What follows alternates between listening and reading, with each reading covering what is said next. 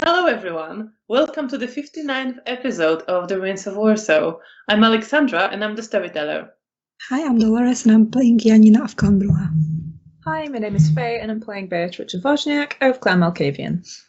And as always, Partners is there in the chat, acting as Keeper of the Elysium and helping us with tech, which is great because we often need this help, so it's good to have him here.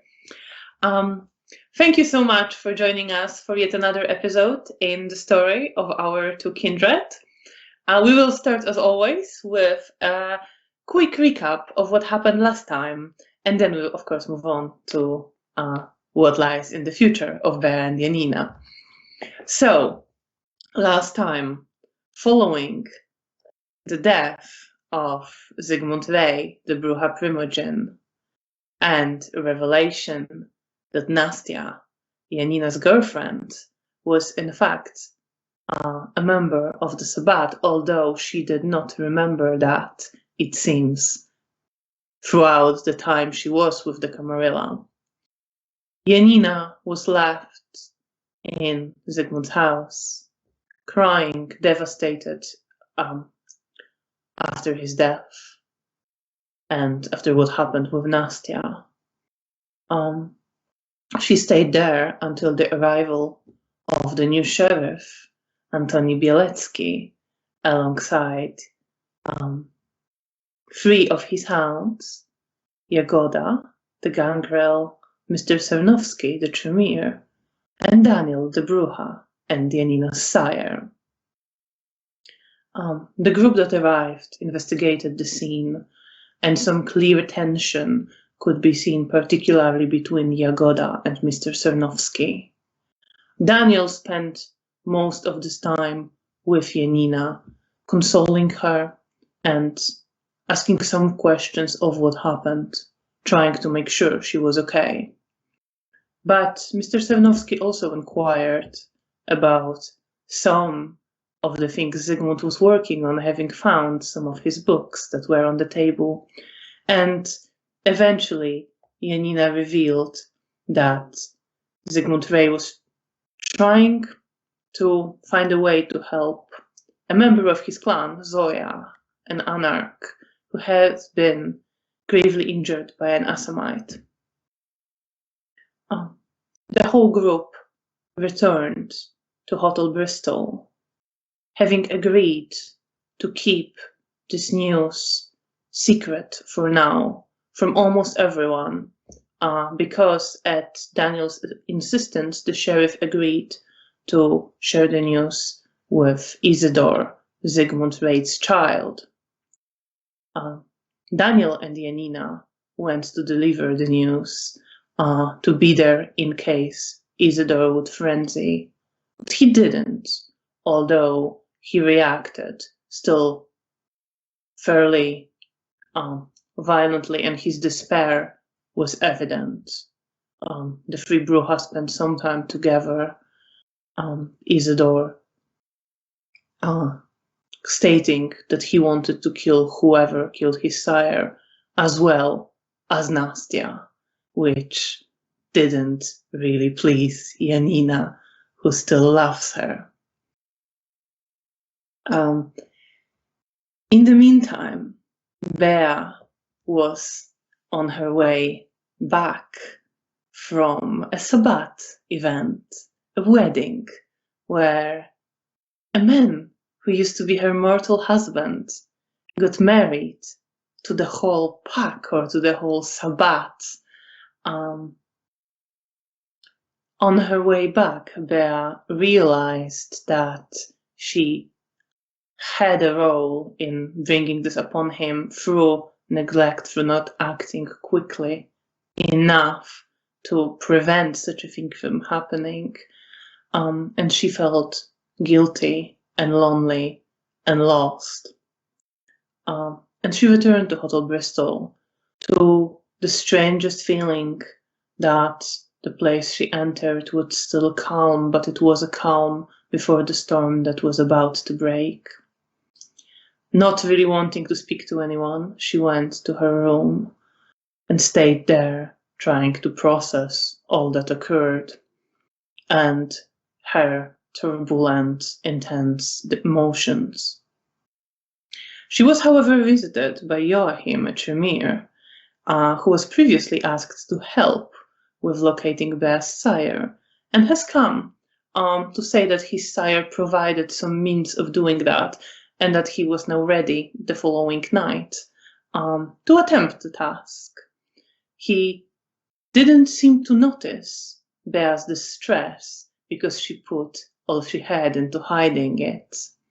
And he left, having made the appointment for the next night.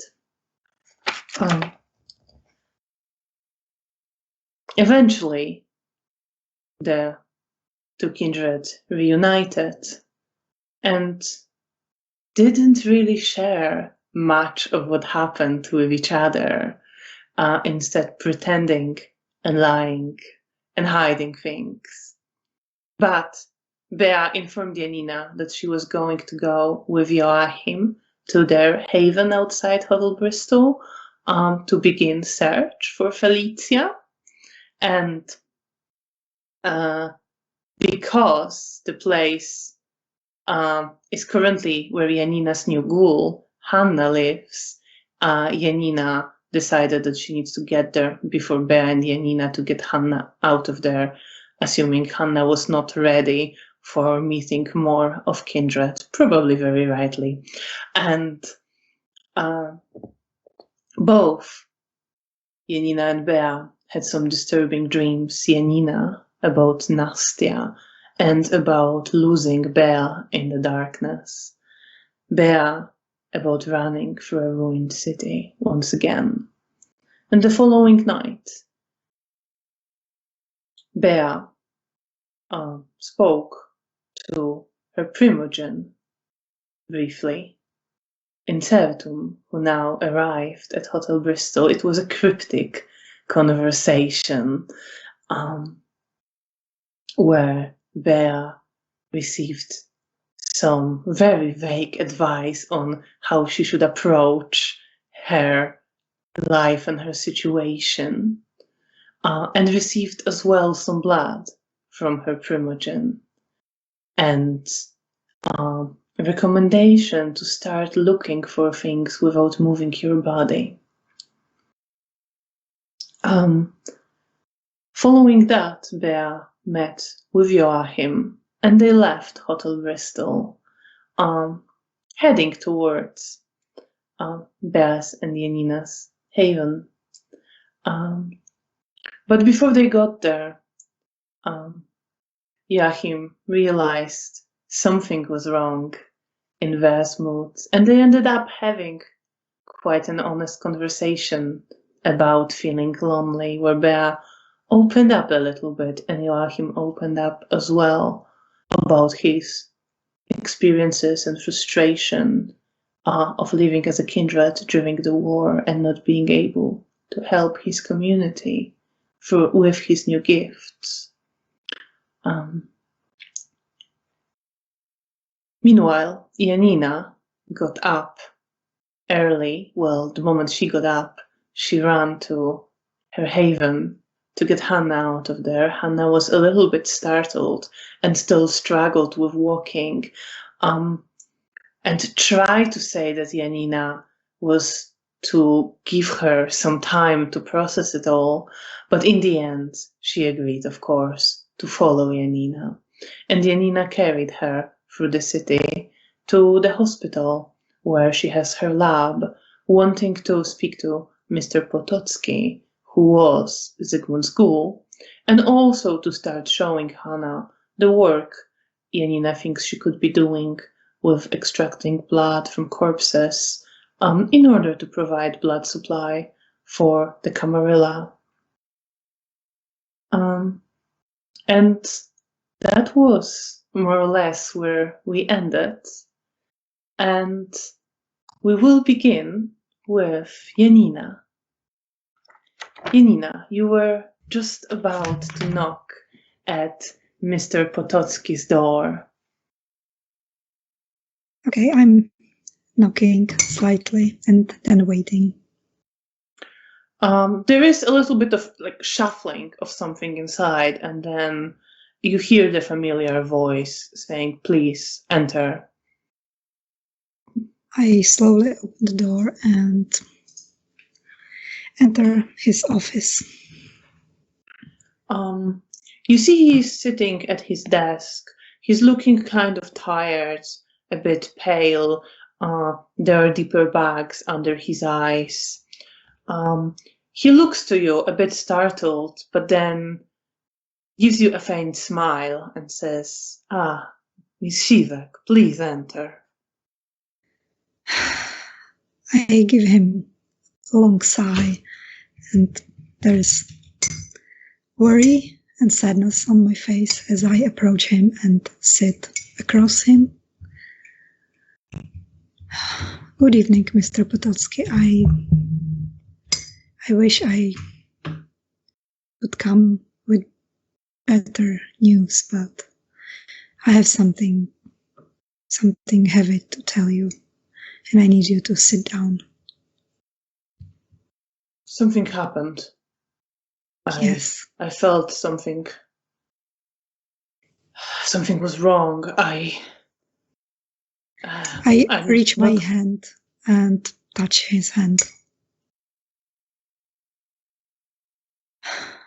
Sigmund, Mr. Ray, he's gone. He looks to you in shock for a moment. I squeeze his hand. He's dead. Sorry. No, this can't be. How can this be? We were attacked, and he was trying to protect us, and I tried to help him, but I wasn't strong enough. And then when I woke up from all the injuries that I had, I saw his ashes on the floor at the place where he stood. You see that Mr. Potocki's hands begin to shake. I hold him in my hands. You hold them and you just feel the shaking of his body. His face still seems disbelieving, confused. Like his mind is still trying to process what has happened and what you're saying. And his body is already responding with this physical shaking and anxiety. Janina, you are aware that Mr. Potocki is a ghoul, right? Yes.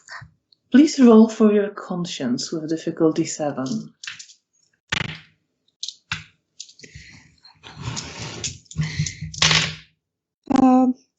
2 successes.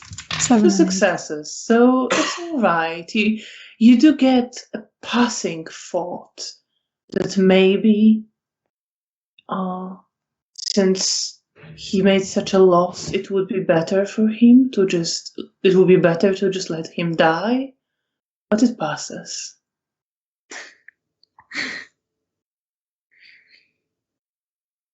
Okay. In that case, I continue to comfort him, and I just hold him steady, and I get up and I move behind him and I embrace him in more close embrace. I'm sorry. I wish I could have helped him. I wanted to. I tried, but I couldn't. And I know. I know, Miss Shivak. I don't blame you. It's just comes as quite a shock. You must understand. I understand, and I know the situation you are in, and I want you to know that you will be safe. I will take care of you. What do you mean? And you notice that his voice is very calm, but it's almost like he is detached part of himself from everything else that's going on, and while his body is shaking, he's sounding almost emotionless. If you want to continue, to be like this. I will provide my blood to you. But it's up to you. I'm not gonna force you. He nods his head. You can see thinking on his face. I'll give general charisma and persuasion, difficulty 6.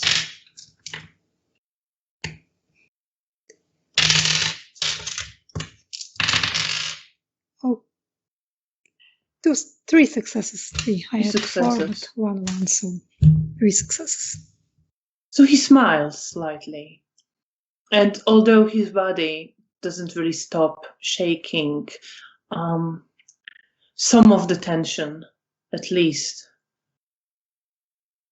goes out a little bit. And he nods his head and says, yes, I suppose that is something I will need. Do you require it now? No, Okay. not yet. All right. Just tell me when. I will be here. We can still continue his work. He would want that. Yes, he would, I'm sure. I would like to make it happen. We will. Who did this? Someone from the Sabbat. I'm not sure how much do you know. I've heard the term. I know these were the enemies. I have don't know never the seen that man details. before. But we'll find him and we will avenge Zygmunt. Promise. Nuff looks to you and continues this faint smile as you say that and says, it must be someone really powerful if they managed to kill Mr. Ray. Yes. Looks like it. And they probably had help on the inside. Because Zygmunt was looking for something that he knew could help. But it wasn't there, so someone stole it. You know who stole it. I'm not gonna tell. That's fair. That's fair. She's innocent. Mm-hmm. Mr. Potocki is just nodding his head, taking this in. And you see that he is very much still processing the news. He understands what you're saying. But, well, it is going to take some time to come to terms with it, definitely, for him. Yes, I sit back into my chair and I just tell him, I know it will take some time. I will let you grieve. And I will be working right now. And in other news, I brought the help that I was talking about. But she needs some. She needs some help with explaining everything. But I'm trying to work on that. I'm sure she's gonna be good. Should I speak to her? What's her Yes. experience? Her experience isn't very. I guess her experience is none, but she's also very, very new to being a ghoul. So if you also could speak to her about that, that would be appreciated. I will try to do my best. Thank you. It doesn't matter. She doesn't have much experience. I've trained people in basic nursing during the war. People sure with she no will be experience at great. all. She's a good girl. I'm sure she's gonna learn the ropes very quickly. I'll do what I She's can. just scared and unsure about everything because this is all new for her, but I'm sure she's gonna do good. Do you want to meet her now, or do you need some time to process? I'm not pressuring you. He closes his eyes for a moment and takes a deep breath. And another, and then opens his eyes. Let's go meet her now. There's no reason to wait. Well, it will be difficult either way. Might as well get on with the project in the meantime. But I'm here for you. If you need to talk about Zygmunt, about anything, I'm here for you, okay? Thank you, Janina. You were always very, very good friend to Zygmunt. He always spoke very highly of you. I am glad to hear that, at least. Taking care of you and of this project is the least I can do for all good that he did with me as well. I want to keep his legacy. He nods his head. And I will do what I can to help you. I know you will. We will make him proud. Promise. He nods his head. I get up and start to slowly leave. And he follows glancing to him if he falls.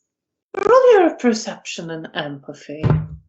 Just difficulty 6. 4 successes. 4 successes. So you see that he's definitely still processing the news, and he is very shaken, and it will, like, he didn't really have a time to think properly about everything, but he also is now very much focused on the task you presented, and you get the sense that it is something he's used to doing, pushing his emotions to the side and getting on despite whatever might be going on with him, however things might be affecting him psychologically. So it's just a reflex that he's acting on right now. And he follows you out of the office and towards your lab. Meanwhile, there, you are walking with Joachim. You crossed the bridge where you had your conversation. You left it behind.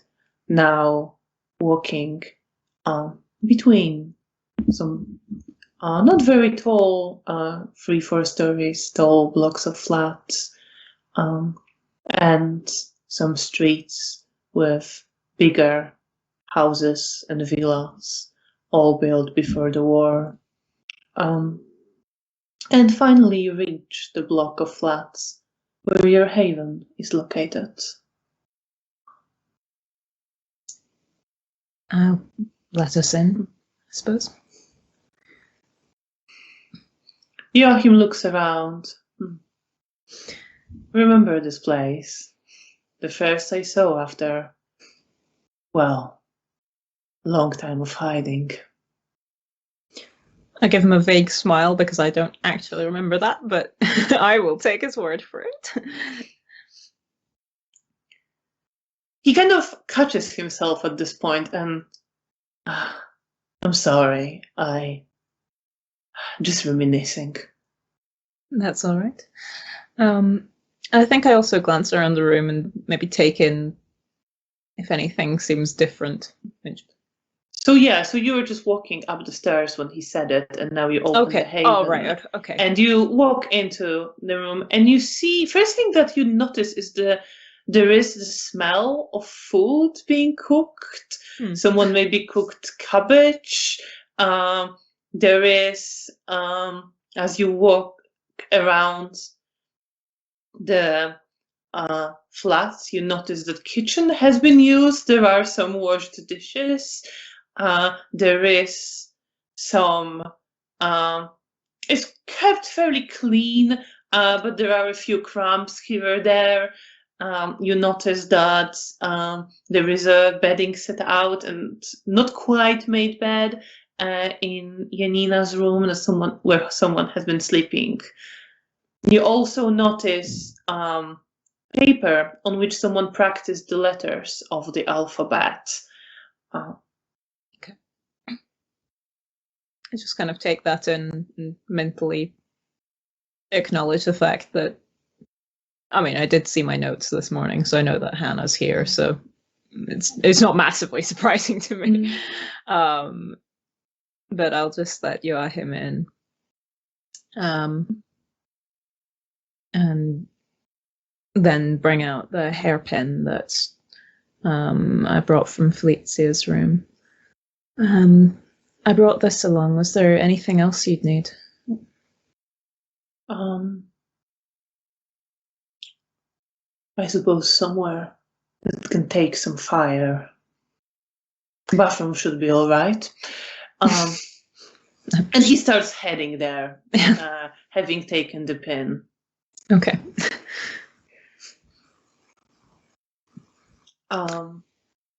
So you walk with Joachim to the bathroom, or do you wait outside? Do you want to?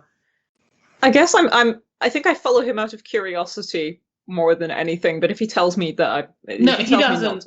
He doesn't lock the door. He just walks in. And I'll maybe just stand in the doorway and just sort of watch. To just the floor that is covered in tiles, and then kneels down and sets the pin down on the floor, and then takes out from his pocket a white ribbon that he starts arranging around that pin. And his hands are moving in very deliberate gestures as he's doing that. And his lips move, but you don't really hear any words, but the shiver still runs down your spine as he does it. And then he sets the pin and the ribbon on fire, and there's a flame, an open flame at the floor of the bathroom. And please roll your courage with difficulty 6. That's a penalty. Oh, you don't get a penalty on this. Oh, I don't. Oh, no, wonderful. It's on this combined rolls. Okay. In which case, that is 2 successes. Then you get this instinctive desire to back away as you see the flame, but it's not very strong, and you control it without much problem. And you see the pin that belonged to Felicia burning and turning not fully into ash, but a lot of it. Oops. And then the white ribbon burning to ash around it. Joachim, after the flame goes down a bit, touches still hot ashes that are left. And for a moment, just focuses, closes his eyes, then he opens them and starts moving his hand in the ashes, deeper in the hot ash. You see him drawing with his hand. And as he's doing that, roll your perception and occult with difficulty 8. And that will be with a penalty, I presume. Yes.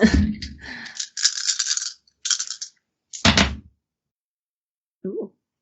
I have 2 successes. So, as Joachim is doing that, conducting his ritual,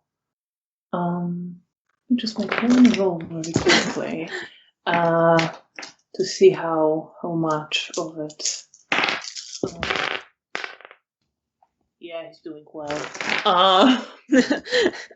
So, you see that first the air around his hands and begins to bend and twist, and the whole world around you begins to bend and twist, and you smell rot and decay, and then you see some of this unnatural bends in the fabric of the world swirl and concentrate around Joachim's eyes, feeling them fitting right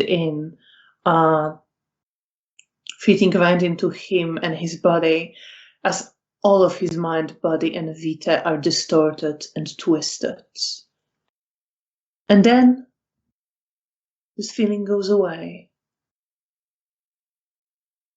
And he keeps moving his hands in the ashes.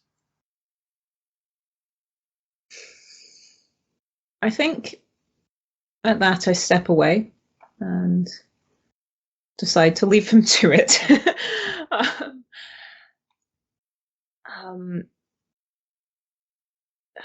Just feeling a little bit shaken.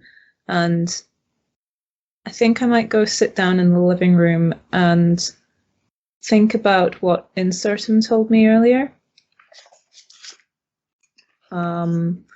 About trying to see things outside of my own body.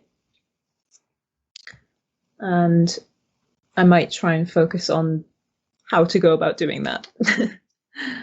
All right, so you're trying to focus on that. And I would say there isn't probably enough time for that to go anywhere.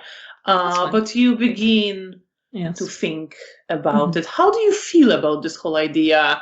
What do you think of this? It probably doesn't seem as absurd to me as it might to a lot of people. I think the way that I look at it is it's just a different perspective. I almost don't feel too attached to my own body, if that makes sense. So the idea of stepping out of it seems like a sensible decision one could take. That's absolutely fair. And you focus on that, trying to figure out how one would do this.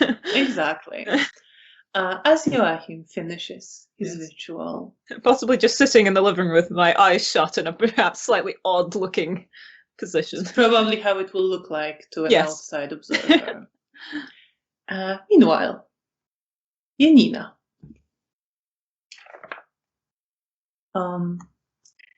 Mr. Potocki follows you as you go downstairs to the basement and then walk down the corridor until you reach your lab. You see, as you enter, that Hannah is sitting there in the chair where you left her.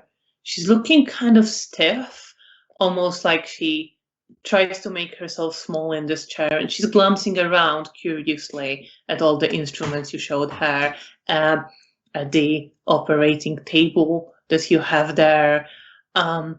But so cute. It looks like she just stayed in the same spot where you left her for the whole time. Yeah, it would be the same.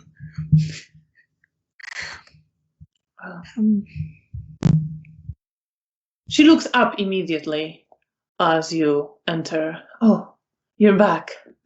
Yes, and I brought Mr. Potocki, and I walk him to Hannah, and I introduce them to each other. Introduce them, Mr. Potocki is now very much focused on Hannah, very courteous. He says, well, it's a pleasure to meet you, Miss Novak. I'm sure we will do great work here, and Janina assures me that you are keen and willing to learn. And I will make sure that you learn, so don't worry. And Hannah looks kind of intimidated, and she says, but I don't understand any of the stuff. You will. I place my hand on her shoulder and pat her gently. She kind of looks back to you at this immediately. And Mr. Potocki just says, that is not an issue. I've worked with many people with no experience. We will just start at the very beginning. And she just kind of nods her head, not looking particularly convinced yet. She keeps glancing to you. I give her a reassuring smile and just gently hold her shoulder. You're gonna be okay. I'm leaving you in good hands. Oh, you're leaving now. And she kind of tries to stand up, and then like her legs give out and she collapses back into the chair, kind of startled. I will gently place my hand on her shoulder and her hair. No, I'm not leaving right now. I meant it, generally speaking, because he is going to train you and help you. All right, but what do you want to do this right now? We can, and I look at Mr. Potocki. If he wants to join us. Of course. How much have you shared already, Janina, about what we do here? And I tell him what I shared so far. You didn't share very much. Yeah, so that's what I shared. I didn't share very much, and I basically explain it again, what I shared before. Mm-hmm. So like about the general idea that we have. Yeah, well, you explained before about preserving blood, yes, and some of the instruments that are used for it. You didn't explain the context of working with dead bodies and extracting blood from them. Come. So you don't do that right now? No. I will let Mr. Potocki handle this. He kind of nods his head. And then says, well, shall we show Hannah around? Show her where the fridges for the blood are, the bigger ones. Get her to know the place. If she is to work here, I want her to be comfortable. I can't hear you, Dolores. No?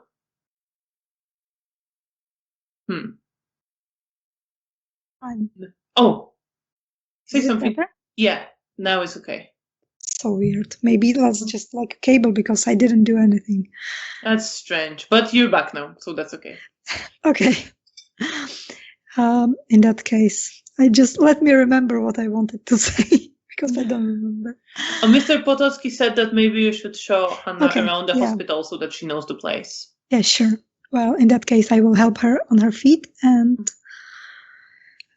help guide her towards slowly walking towards all the places with Mr. Potocki. So you start doing that, and she leans on your shoulder quite a bit. I don't mind. I'm strong. Yes, you don't mind. You're strong. So she is like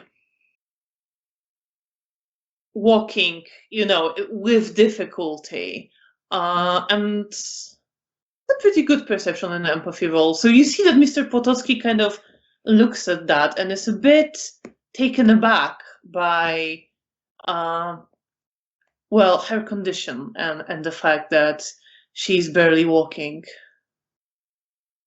And then he says, kind of as you're about to leave the lab and go into the corridor, to Hannah, Miss Novak, are you sure you are okay to walk? And Hannah just kind of looks to you, first of all, Janina. And then she looks at him and smiles like, I'll be okay, Janina can help me.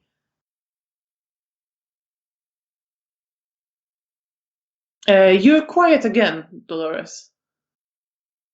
Is it better now? Yeah. I don't know what's wrong. It must be the... It's gone again now.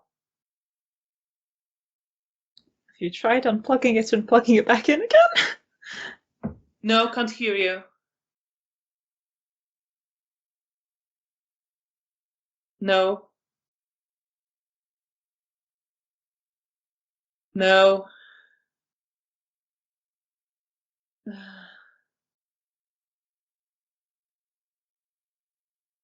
No. What about now? Oh, now it's good.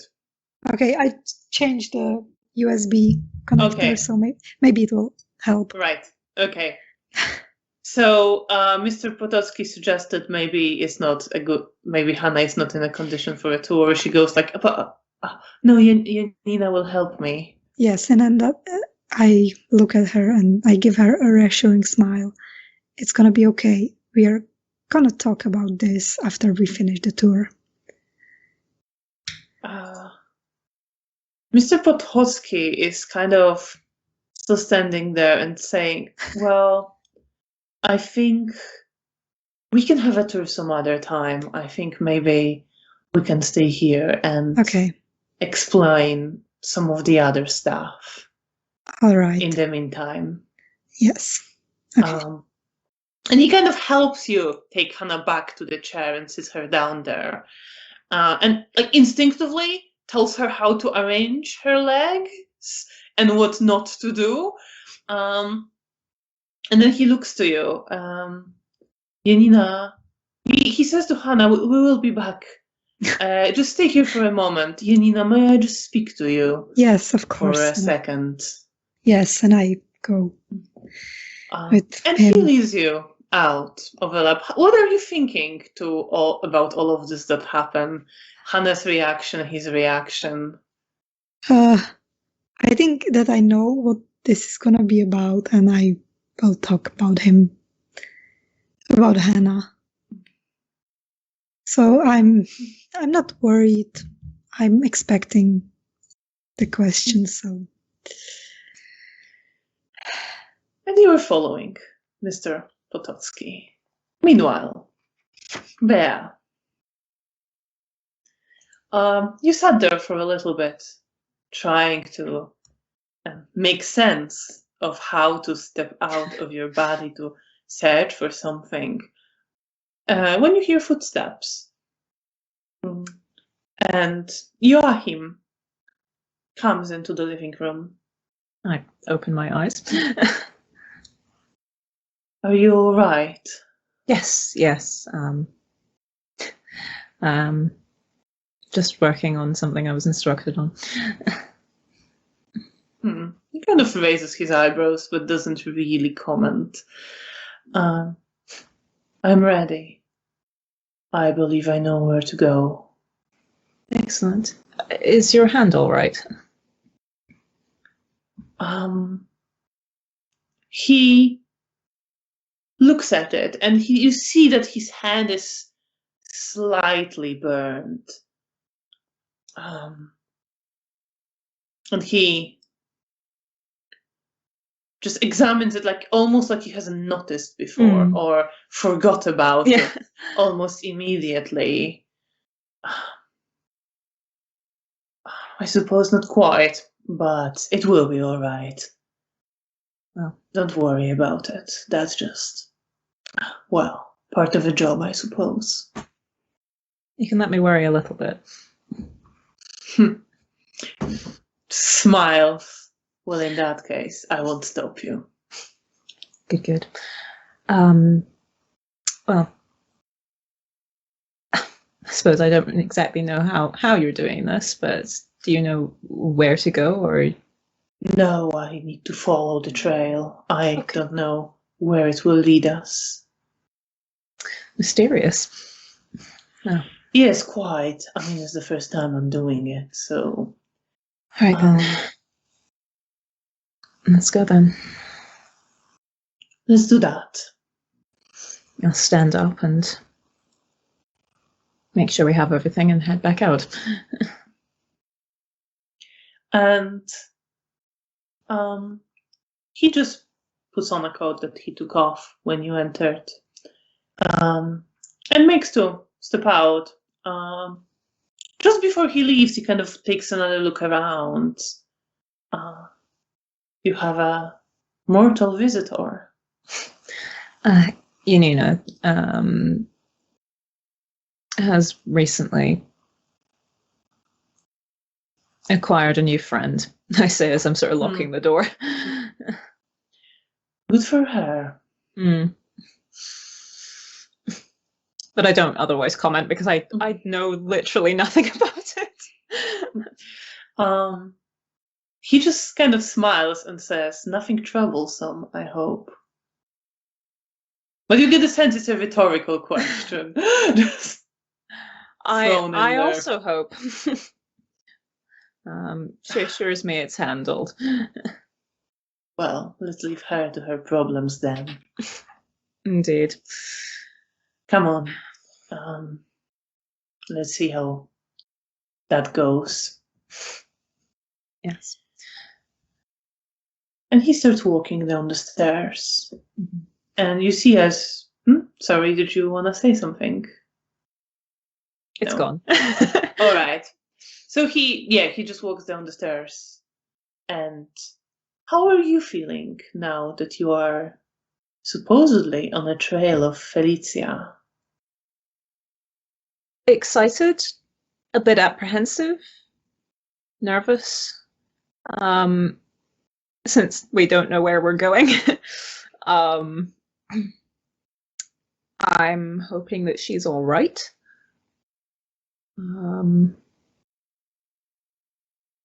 So, yeah, I think that's where most of my apprehension is, that I don't know how she is or where she is.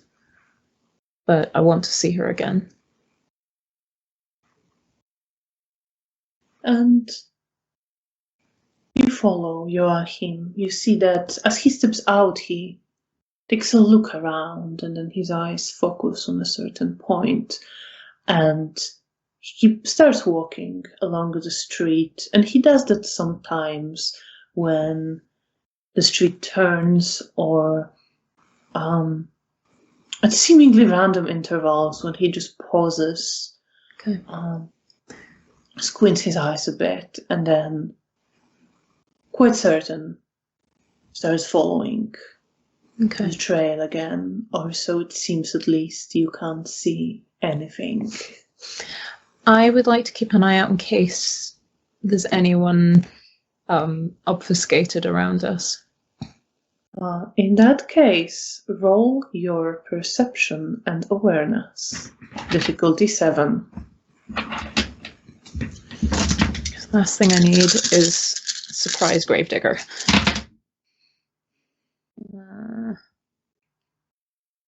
7, you said? Yes. That was 3 successes. You are fairly certain there's no one around at the moment. Okay. But yeah, I kind of keep up a watch because I'm nervous being outside and not obfuscated. And watchful and careful, you walk through Warsaw as Joachim is leading you back towards Poniatowski Bridge and across it to the western part of the city. Meanwhile, Janina. Mr. Potocki walks with you a little bit to the end of the corridor and starts climbing the stairs from the basement up. He kind of looks back, leans against the wall and the barrister there, and just says, "Janina, I don't doubt that you have high hopes for this young woman, but she should be in bed resting." I know I want to give her my blood to make her better, but she's been upset and she's getting to know everything about my existence and this stuff, And she was a bit apprehensive, so I didn't want to, scare her more for now. But I wanted to talk to her about it, to make her better. I understand, and, well, I suppose it is, well, I believe you, it's a difficult transition for her. But until she adjusts enough, I mean, she doesn't need blood to recover as such. She will recover, she just needs rest. I know, yes. She needs crutches as well for walking. Does she have that? No, not yet. But Oh, I'll have a look around. I can probably organize something here. That would be great. Great. Thank you. I would be so grateful if you did that. I'll have a look. I speak to a few of my colleagues. I'm sure we have a pair. Thank you so much. I know she should be in bed rest, but I had to take her out today because she's staying with me, and Bea, my sister, had some work to do in the place where we are staying, and I didn't want them to clash, especially since Hannah isn't used to be around kindred beside me. Did you make her walk here? No, on I the carried snow? her. No, I carried her. Looks in a bit of a disbelief at you.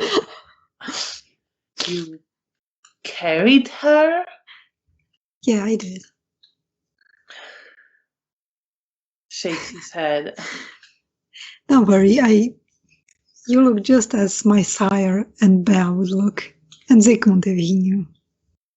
As you mention Zygmunt, he kind of tenses up a bit and his hand starts shaking again. But then he suppresses this and looks to you again with this disbelief. I suppose you cast quite a stare. I try to avoid people, but I guess, yeah, probably someone saw us, but I mean, we were just playing. Can make a suggestion. For her comfort, perhaps next time you can get a carriage. They're not that expensive. I guess you're right. I guess I didn't think about that. He kind of looks to the ground, looks to you. Miss Shivak, I don't doubt your abilities as a researcher. You've proven to be extremely skilled, but in this case,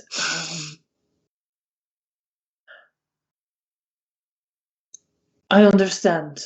I mean, what happened is stressful for both of us, but he kind of glances to you like he wants to say something, then he... You can be honest with me. I just want to ask if you're okay. You seem somewhat erratic. I suppose that is a response to stress.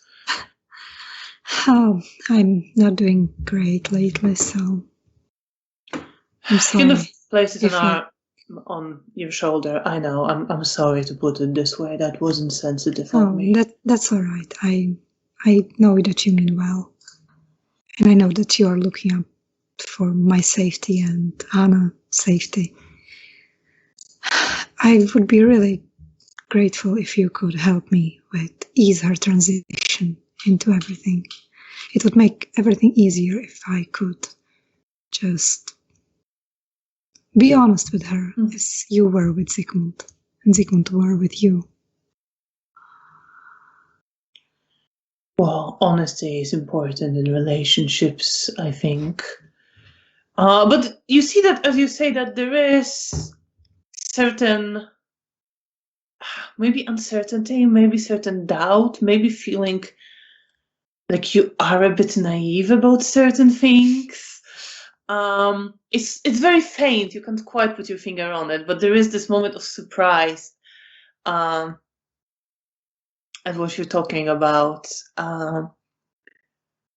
I can explain some things to her if you like, and Yes, I have a would. conversation. Well, I definitely can have an honest conversation with her. Yes, I would very much appreciate that. I'm sorry to say this, Janina, but until she recovers, I don't think she should be working at the hospital. If anything, she should be staying at the hospital, resting and recovering. I know. I just really needed to take her out today. And I figured this would be a good chance for her to do something normal that wasn't too scary or too weird.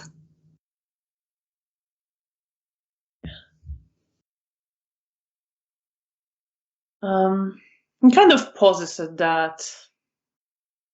Well, I'm not sure if coming to a hospital basement exactly accomplished that. But I'm sure she'll settle in. I'm sure she will. She's a good girl. Right, shall we get back to her? Yes, I think she's very stressed. And do you want unsure. me to, well, stay with her and talk to her? And do you need to go? I can get her courage to take her home. Yes, I can leave you money if I have. If I have. That's some. not necessary, Janina. That's not going to be an issue. Okay, that would be great. I will leave her in your care for now.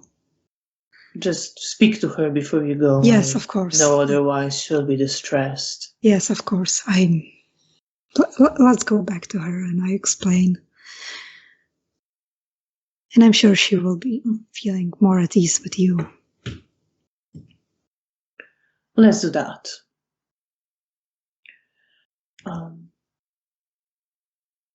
And you head back towards the basement. What are you thinking now? How are you feeling after this conversation? Maybe I shouldn't brought her here, but at the same time, I'm glad that I have Mr. Potocki who can help me with her. That I think that these two could, I don't know, bond or something. Or at least you hope that they will. Yes, that's what I hope. And with that hope, you come back to the lab where Hannah is eating. Meanwhile, Beatrice, you are walking through the city with Joachim. You pass the street where you would have turned towards Hotel Bristol, but you don't go in that direction. You turn when you are a bit further away. You are in the center of the city. You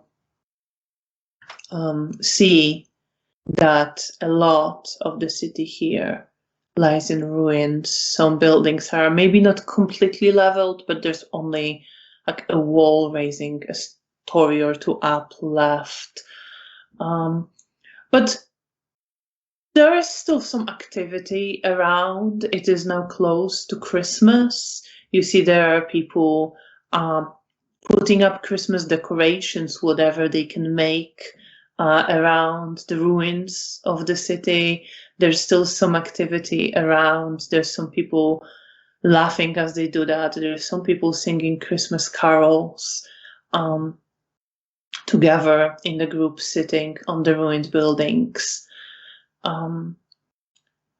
And as you are walking with Joachim along one of the streets, a man comes up to you. He looks to be maybe in his 40s. He's dressed in a warm sheepskin jacket wrapped around him, but you see that his hands, he has one glove on one hand and the other glove he seems to have misplaced, and his skin has gone kind of reddish and cracking a bit. And he comes up to you with this big smile, and in his gloved hand he's waving a lot of mistletoe. And he's gesturing to the stand he's set up with mistletoe just off the street. And he just like emerges in front of you and saying, Merry Christmas, lovely people. I have some mistletoe for decorating whatever house you might have. May I interest you in it so that you can share many warm kisses in this cold days? And then he kind of goes a bit more serious. I know this is our dark times, but Christmas is coming. And we need to keep some sense of normal, even in this broken world that has gone mad. So for that and for joy, would you care for some mistletoe? I think I'm quite taken aback by this. I'm not sure how familiar I am with the tradition, to be honest. It maybe sparks like some sort of memory in the back of my mind, which I've not considered in so long. And I think there's sort of this moment where I'm obviously a little taken aback. And then I'll. Is he like offering this as like is this like a donation type? Oh no, thing? He wants to. He just wants to. Yeah, sorry. Like, is he saying how much it is, or? Yeah, he does. He does name a price. It's not very high. Joachim kind of looks to you with this slightly amused, wicked smile. Well, what do you say, my dear? Jesus Christ. What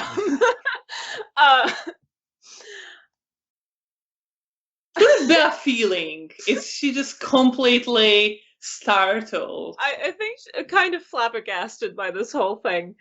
But I Roll think your self-control to see how well you keep it under wraps. Oh my god. Difficulty 7. Okay. A single success. I'm just about holding it together. Yeah. I think there's a little bit of perplexedness. I think just as a method of getting this man to leave me alone, I think I will end up just sort of handing him money and just politely saying, oh, thank you, and then with an expression of I've no idea what just happened, walking away. So you start doing that as you're handing the money. Joachim just is kind of grinning, very amused, and looks to the mistletoe seller and says, well, the lady made her decision.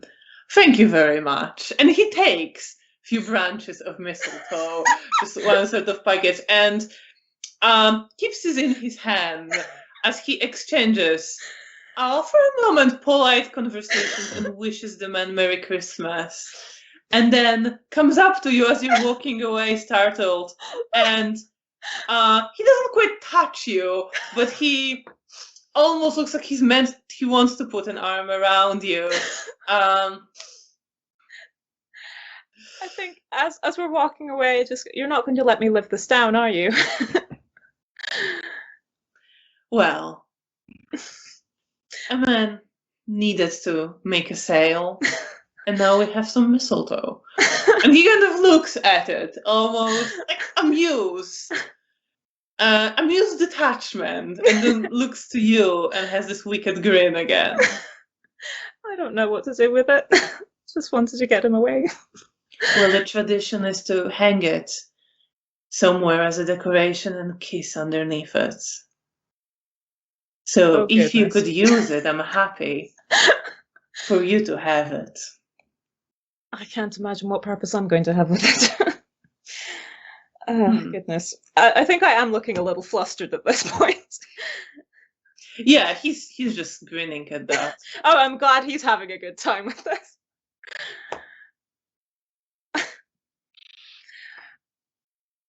Oh, goodness. I think I snatched it out of his hands, just shove it in a pocket at this point. And he laughs and kind of just spreads his hands Well, I hope you will find use for it after all. And then kind of focuses again and glances around and fixes his eyes on a point ahead and then says, "All right, shall we continue?" Yes, please. And he continues, very calmly, occasionally giving you a bit mischievous smile, but again focused. I think the next time I catch him doing that, I stick my tongue out at him. He blows you a kiss. Oh God. And I just get even more flustered. At some point he kind of relaxes and then says, "Well, at least I'm glad that improved your mood."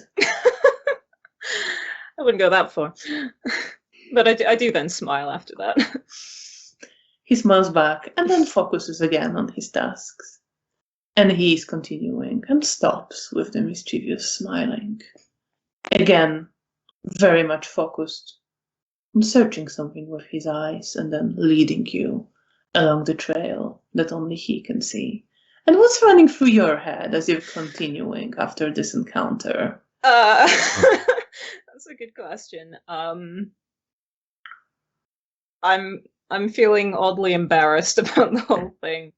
I don't know. I'm now like, was I supposed to kiss someone? Was what was meant to happen? Was that the implication there? I suppose it might have been. Well, you're pretty sure the implication wasn't that you were supposed to, but you might want to use a mistletoe in order to kiss somebody. Yeah, I'm now just wondering, was he implying that we should kiss? Was that what the implication was? Am I overthinking this? I might be overthinking this. And then I think I'm just having a slight mental crisis with that. So you're overthinking it. I'm overthinking it. And then once he starts focusing again, I'm looking for any excuse to stop thinking about this, at which point I suddenly remember about the fact that the streets are dangerous and go, okay, I'm looking for people in case anyone's hiding. Please let somebody be hiding. So you do not see anyone hiding, but you focus on observing. There is still faint singing of Christmas carol left behind you. You occasionally see some people pass, but you are now moving away from the street where a lot of activity was set up into a narrower street, navigating between the ruins. And you're staying watchful on the way. Meanwhile, Janina. You come back with Mr. Potocki to the lab where Hannah is waiting. She's sitting there in the chair. She's looking a bit more relaxed. You see that she is trying to keep her legs like Mr. Potocki told her to. And as you step in, her eyes go immediately towards you. I give her a reassuring smile and I walk up to her and I kneel next to her and I place my hands on her knees and I look up and say, "Will you be okay if I leave for now and leave you with Mr. Potocki? He promised me that he will arrange a carriage back to our place." She kind of glances to Mr. Potocki and to you. I don't want to be a bother. Mr. Potocki just says, "You won't be."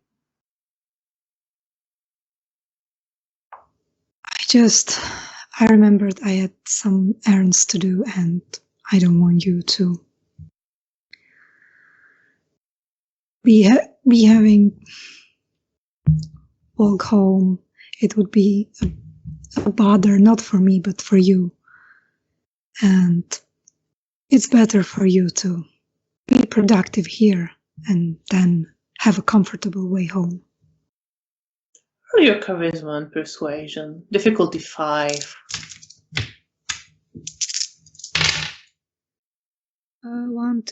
5 successes on 5 5 dice. successes. So, you're not sure if it's your natural charm or influence of the blood or the reason in your words, but she's nodding her head, and she doesn't protest. She glances to Mr. Potocki. You get a sense she's a bit intimidated by him. Not necessarily scared of him as such, just, he is an older man, a doctor, and that is quite intimidating to her. But she just nods her head and gives you a smile that looks slightly forced. And she says, "Oh, all right, I'll stay. I'll try to learn what I can." Sure, you will be great. I believe in you. You're amazing. And I get up and kiss her on the forehead. Well, will you come see me?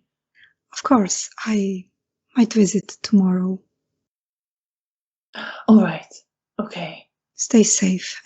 If anything, I take out a piece of paper and write the hotel number on the piece of paper and tell her that in case anything, she can call me here and I will visit. All right. And she closes the piece of paper in her hand and puts it in her pocket. Okay. And I say my thank you to Mr. Potocki and again, pat him on the shoulder and reassure him that everything's gonna be okay and that I'm sorry for the loss of our friend and co-worker. As you say that, you see that he's tensing again, and there's something dark passes through his face, but he's keeping it together. And he says, "Well, thank you for bringing me the news, Janina. I appreciate knowing. And for the help that you offered, I thank you as well." Of course, you were important to Zygmunt and you're my friend and I want to do what I think Zygmunt would want me to do. Well, I can only hope these words of my importance are indeed true. You were important to him, not just as an asset, but also as a friend. Roll your perception and empathy on him again. And now he's actually trying to not throw some things. Okay, what is the difficulty? 6. I didn't roll very well. 1 success. So you don't really see much. He's just smiling at you and saying, "Thank you, Janina. Well, I believe me and Miss Novak here have not necessarily work, but some getting to know each other to do. Don't worry, Miss Novak. I will only explain to you the basics and we'll have you home soon. I also spoke with Janina about organizing some crutches for you, so I'll go and check on that so that you can walk more easily." And she looks kind of surprised at it and nods her head and says, "Oh, thank you. Thank you, Janina." Of course. I nod and leave them to their stuff. And I'm glad to be on my own for a moment. And you see that as you're leaving, Hannah is watching you for as long as she can see you. And then her gaze returns back to Mr. Potocki and they begin talking. And you left them there. What's running through your head? What are you feeling? sad that I had to bring the news to Mr. Potocki, hopeful that he will help Hannah to settle in, and that I will be able to continue Zygmunt's project, and that I will be able to help Mr. Potocki and Hannah, and that everything's gonna be fine, but it's more like wishful thinking. As I leave, I probably go to the hotel. So you start getting back towards the hotel. And I think maybe this is a good point to take a bit earlier break, if that's okay with my two players. Sure. So we will be back in about 15 minutes. Please stay with us to continue with the story of Bea and Janina and see what happens next. Thank you very much for being here, and see you after the break. See you.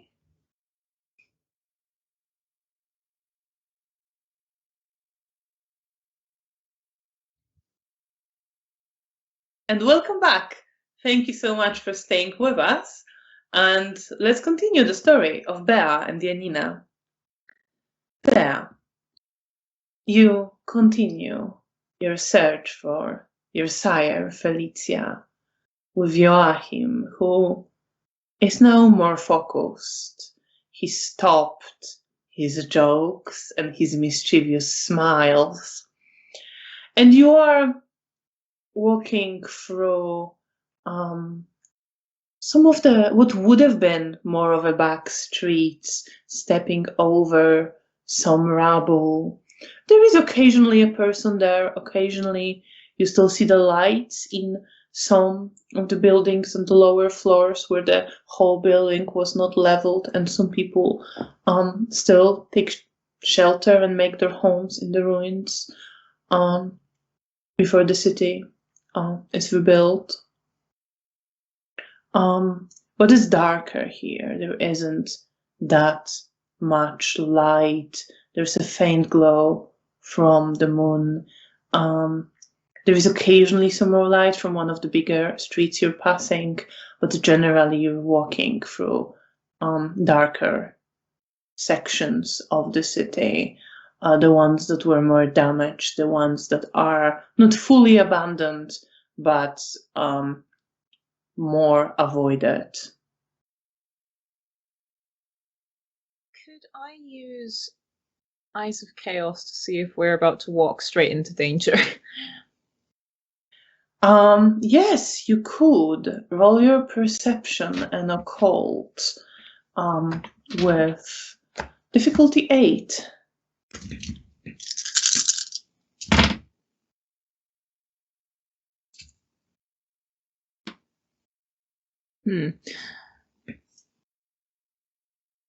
After the 1, that's no successes.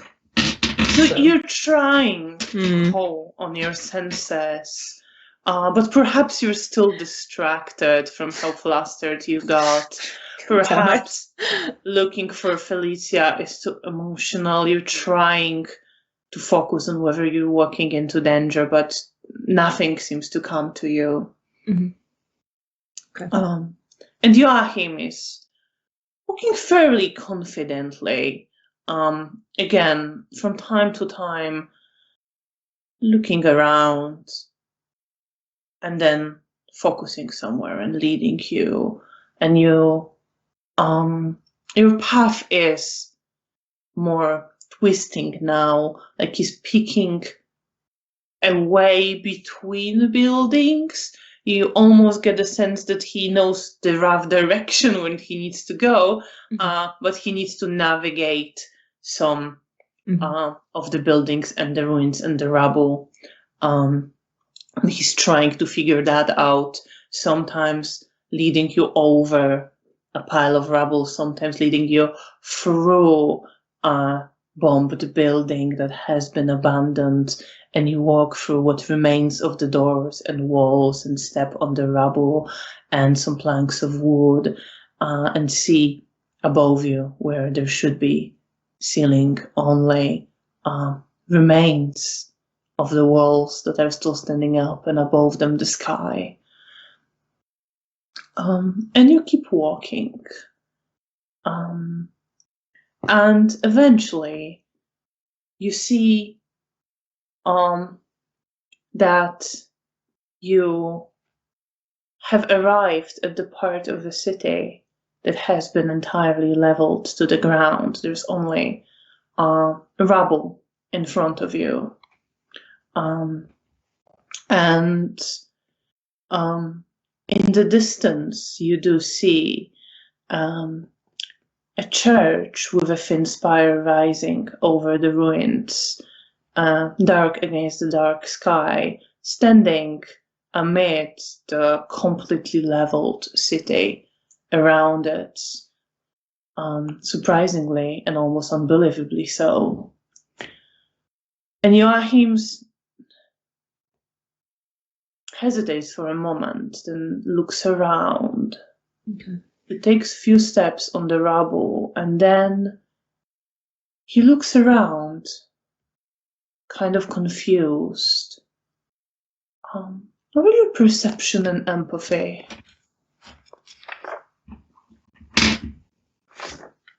I'm guessing hidden pain isn't going to come into this.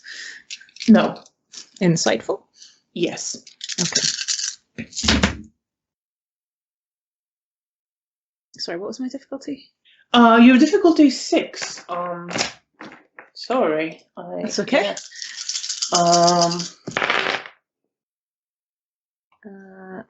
That's 3 successes. So he looks around and he says, I think I lost the trail. And you see that he looks completely confused. Like his confidence disappeared, and he now is looking kind of perplexed around himself. Okay. Should we can backtrack a bit and see if we can pick it up again. And I'll just pull out my map and just have a look at it briefly, just in case there's anything noted on it. You look at the map. But before you look at the map, roll your perception and occult again, actually. Oh boy.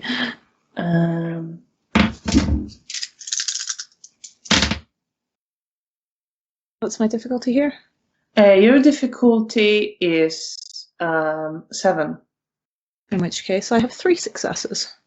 So you're about to look at the map. You're sort of glancing around, trying to find out your way. And you glance at the church again. Its dark spire against the sky. And you see that it's not just dark against the sky. It is filled with darkness. And its spire and its walls are moving as if they were made of dark tendrils. And you see that the whole church is not just dark, it is the darkness. I just stand there staring at it in horror for a second. Joachim comes up to you. Beatrice, are you all right? I need to get away from that. That place is dangerous. All right, let's go. And I'm going to start sort of leading us back away from there, and I'm on very high alert. And I think I quietly whisper to him that I can see that place. It is the darkness. The darkness is there's dark tendrils coming from there. He just looks to you. Okay, Bea, let's get out of here, all right? We can talk in a moment. Come on. And you see that he is very much in control now. Whatever emotions there might be, you can't see them. And as you start backing away and whisper about the darkness, he seems to naturally just take charge and pick a route to take you away from there. And I'm looking out for anyone that's around. because I do not want us to be seen. Roll your. Are you looking for your supernatural senses or for your usual senses? I think my go-to is probably supernatural. I think it's your perception and awareness. With difficulty 7. okay.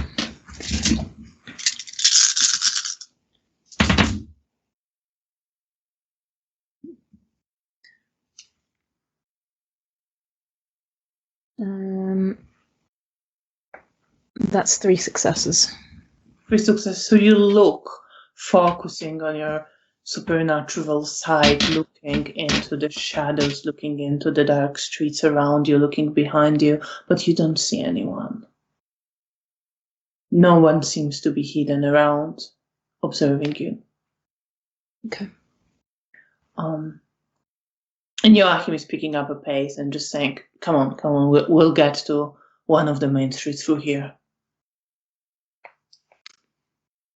And I'm silent otherwise, just so that I don't make any excess noise. And what's running through your head? I think the moment I saw the darkness, there was just this sort of blare of like danger in my head. And I guess I'm terrified of the idea that that's maybe where Felicia went, or that she's ended up there. I can't imagine, well, or maybe he just lost the trail or something. I think I'm just worrying, but mostly I'm worried for us at this particular moment in time. And you make your way. Joachim picks much simpler way right now. He's just heading straight to one of the main streets. Not seems to care about following anything. Mm-hmm. Just back away from this place. And eventually you emerge from this more ruined buildings, from this darker part of the city, and you start hearing some more of steps on the streets, more sounds of conversation. There is the smell of cooking cabbage and mushroom coming from some places where some people dwell. Okay. And I slightly relax, but only slightly. Okay. He kind of slows down a little bit here and looks around very carefully. I don't think anyone followed us. I didn't see anyone hidden. Thank you. Apologies. Just. And I grab my notebook briefly and just have a brief flick through to see if I've got any references to the darkness that I can find quickly. I don't know if there's anything recent. Well, I don't know. There were definitely some references to the darkness in the past. Yeah. If you look at the map, would you have marked the place where Sabbat was located? I think I would have. So you do realize, as you look at your map, that this is actually the church, the St. Augustine's Church, that you were told is presumed or almost confirmed main haven of Sabbat. Huh. Okay, I sort of look at that and I have this, like, I'm irritated at myself. Like, I understand why I forgot, but at the same time, that's very frustrating to me. But I'm glad that we stopped before we did anything particularly dangerous. Well, that makes sense, I suppose. And it does. That church, it's a suspected main Sabbat hideout. He just kind of nods his head. And roll your perception and empathy again.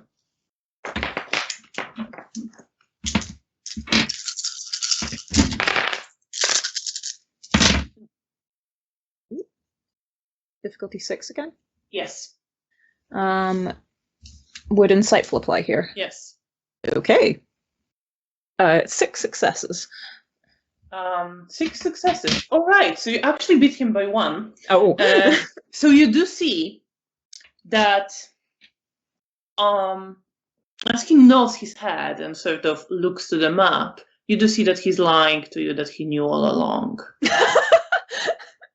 And Wait, sorry, but he did know all along, but he's just yeah, pretending that he didn't. he's lying to you. He's kind of pretending that he is interested, but you see that he knew all along what this place was. Okay. And he is kind of holding some more things back, but you can't quite tell what exactly. Okay.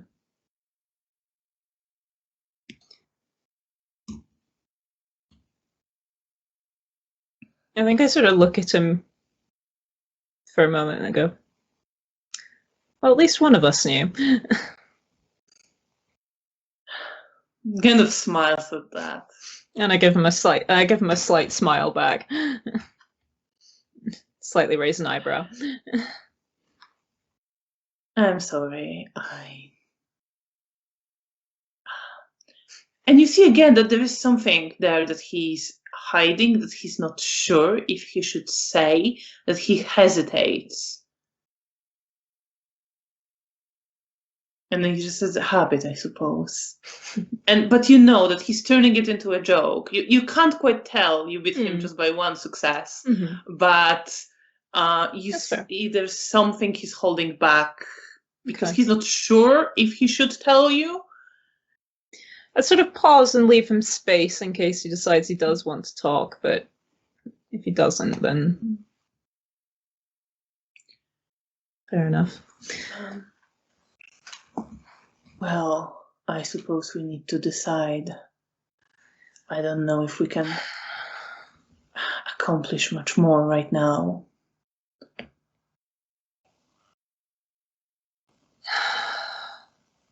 And I sort of glance back into the night, staring in the direction of the church.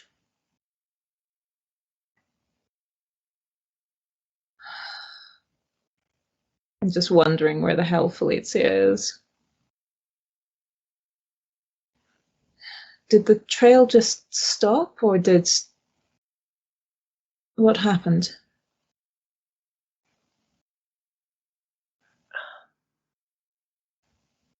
And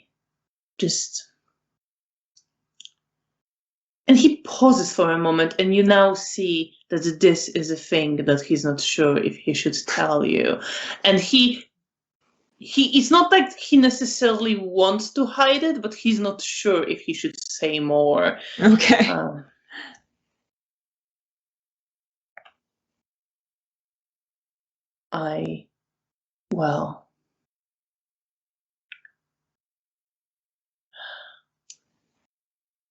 Joachim, did she go there and you're just not telling me? He smiles at you. That was where my trail was leading. I'm not sure if it would stop there or lead further. Well, thank you for telling me now. I wanted to, first of all, get you out of there. Well,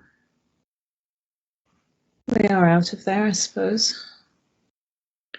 And he kind of gives a smile, apologetic one. I'm sorry, I wasn't sure how you would react.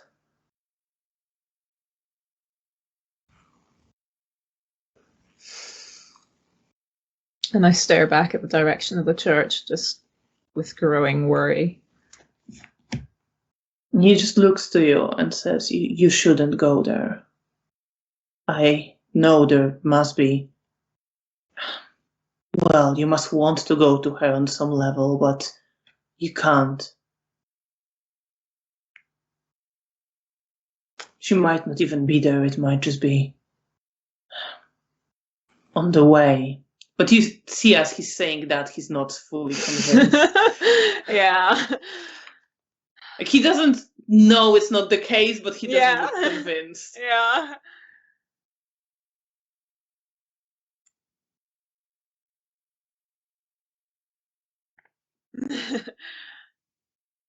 I take it the blood bond would be kicking in about now. Well, it's not kicking in a sense that you have to go. Yeah.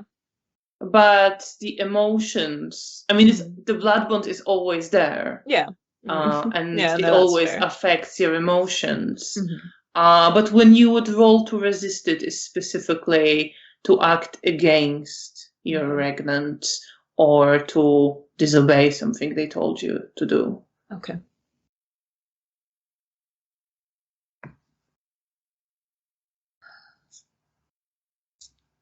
And just sort of tearing my eyes away from that direction and looking down towards the ground.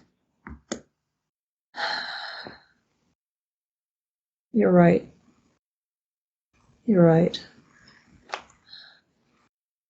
We should get back.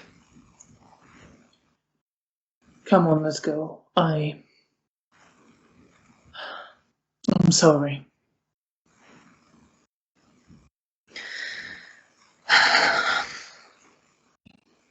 Thank you. Anyway. He shakes his head with this joyless smile right now.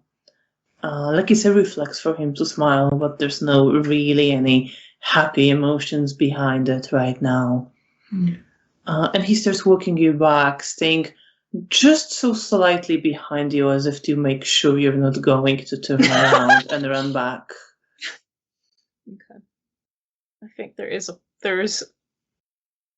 sort of little scared child part of me that kind of wants to turn around and run to my mother.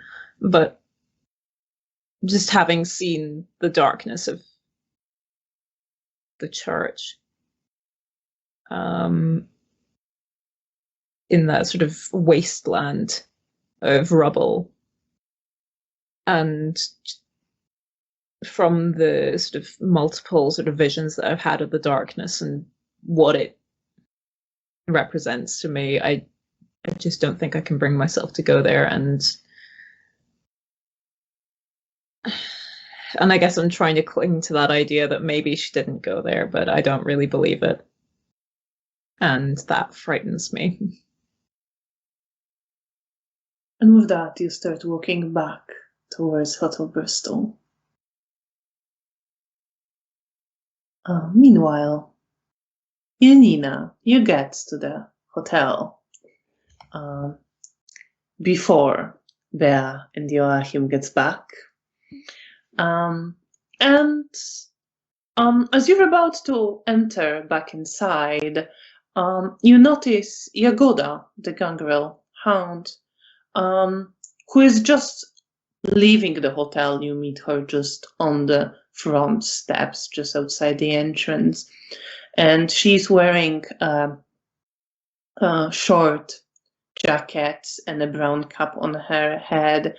Her clothes look kind of worn out. There are a few patches on them in various places, and her blonde hair is braided back. And she looks to you. Janina. Good evening. And she kind of it looks like she means to just go, but then she remembers something and she stops. Daniel was looking for you. Okay, I will go find him. Thank you. He should be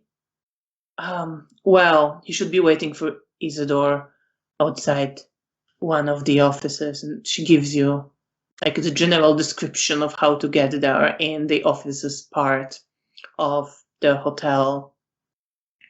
So I expect this will take a while, so he's probably still there. Okay, thank you so much. I'm going to go straight to him. How are you holding up? Well, I mean, I'm fine. I feel bad that I couldn't help him and that I lost Nastia. Yeah, her.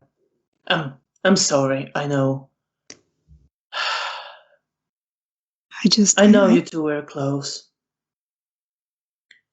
I love her, and I know that it's not her fault.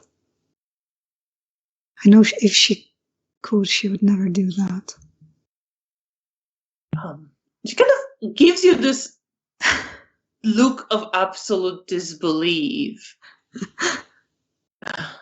I mean, listen, girl. You said that she didn't remember when she was here, and she was made to remember. Yes. Then she must have, well, you don't know, she may well have decided to do it before she was made to forget. And I believe she was sweet, and I know she was very dear to Mr. Ray. And that, in my eyes, makes it even worse. And you see there is this flash of something angry, something almost animalistic. And for a moment, she just bares her teeth in this animal-like way, and then she kind of brings it under control a little bit. But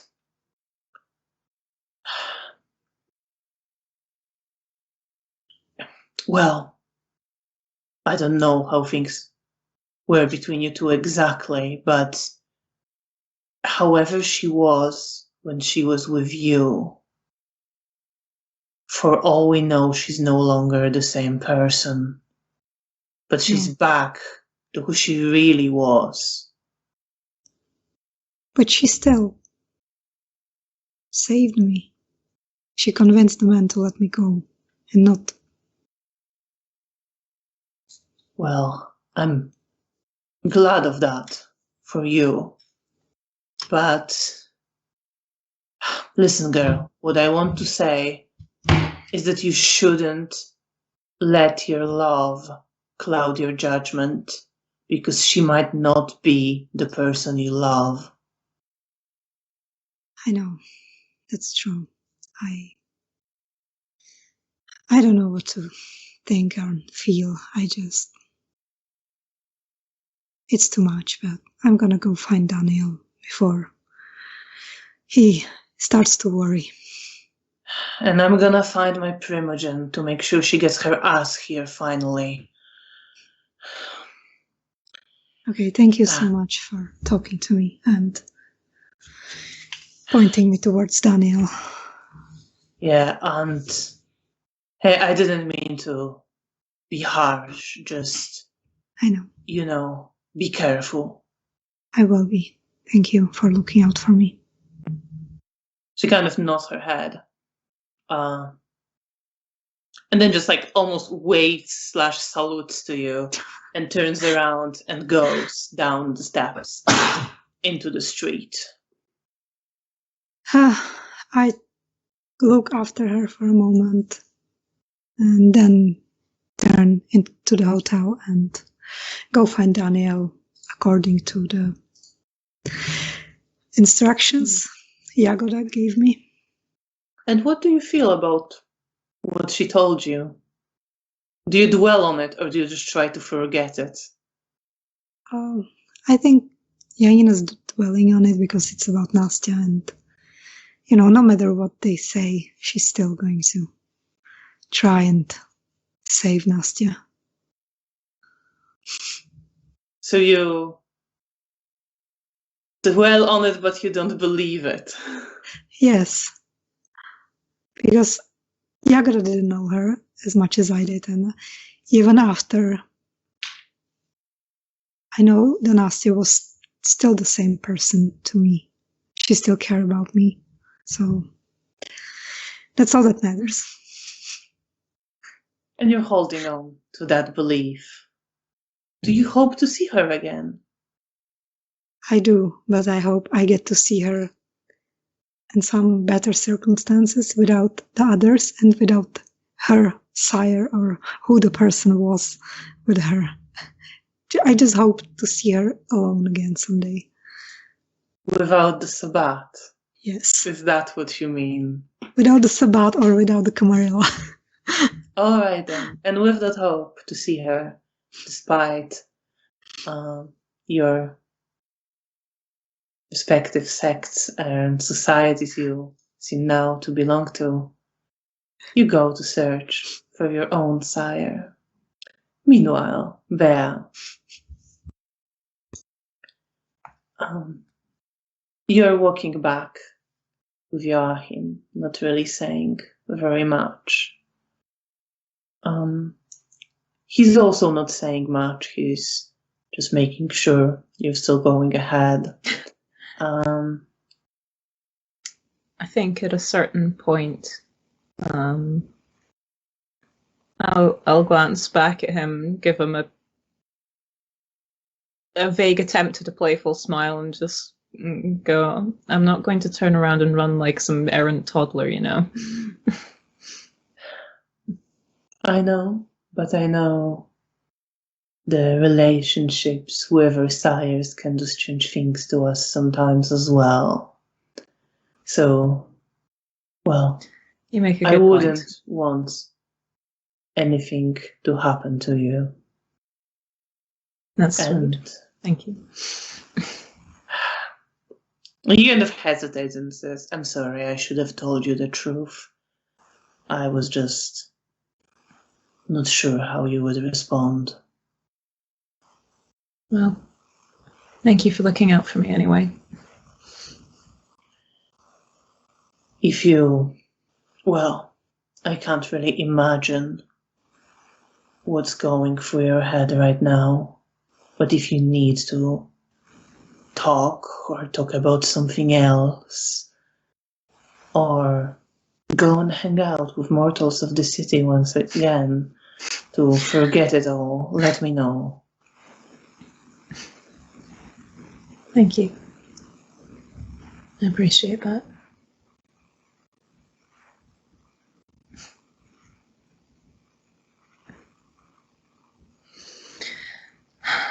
I think for now I should get back. Indeed, we should. But I'll try and remember that. Just smiles and nods his head. And after a few steps, he says,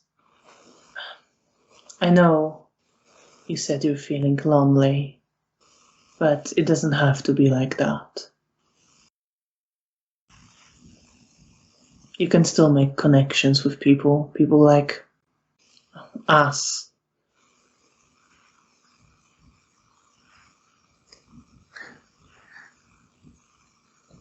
I'm not very good at it. I think you're doing all right. Thank you. It's just difficult when I struggle to remember who everyone is.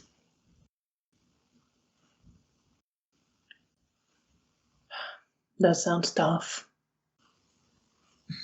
Yeah. But you manage all right, as far as I can tell. Thank you. I'm glad it looks that way on the outside. Gives you a smile. Well, anyway, that's enough of my self-pity party.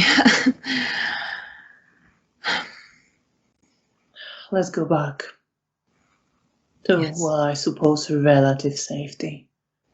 Yes. Yes. And you keep walking through the city until you see the lights of Hotel Bristol.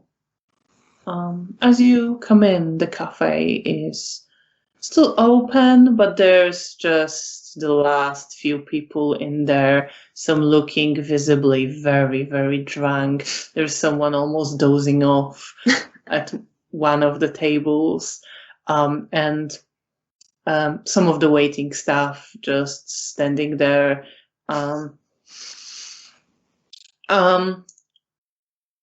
Someone looking at their watch, clearly wondering whether they can close the cafe now, or should they wait a little bit more. Joachim opens the door for you to let you into the lobby and Smile. follows after you.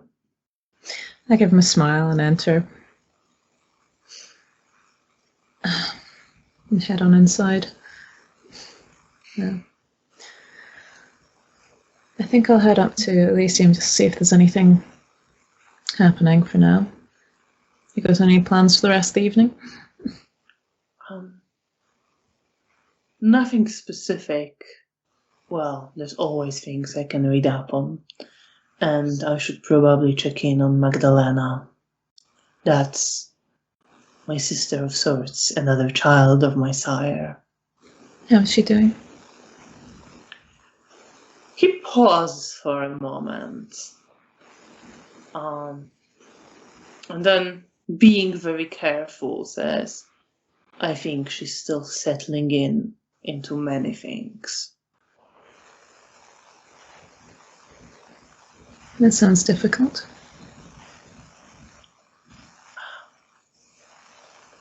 I think it is. But she'll get through this.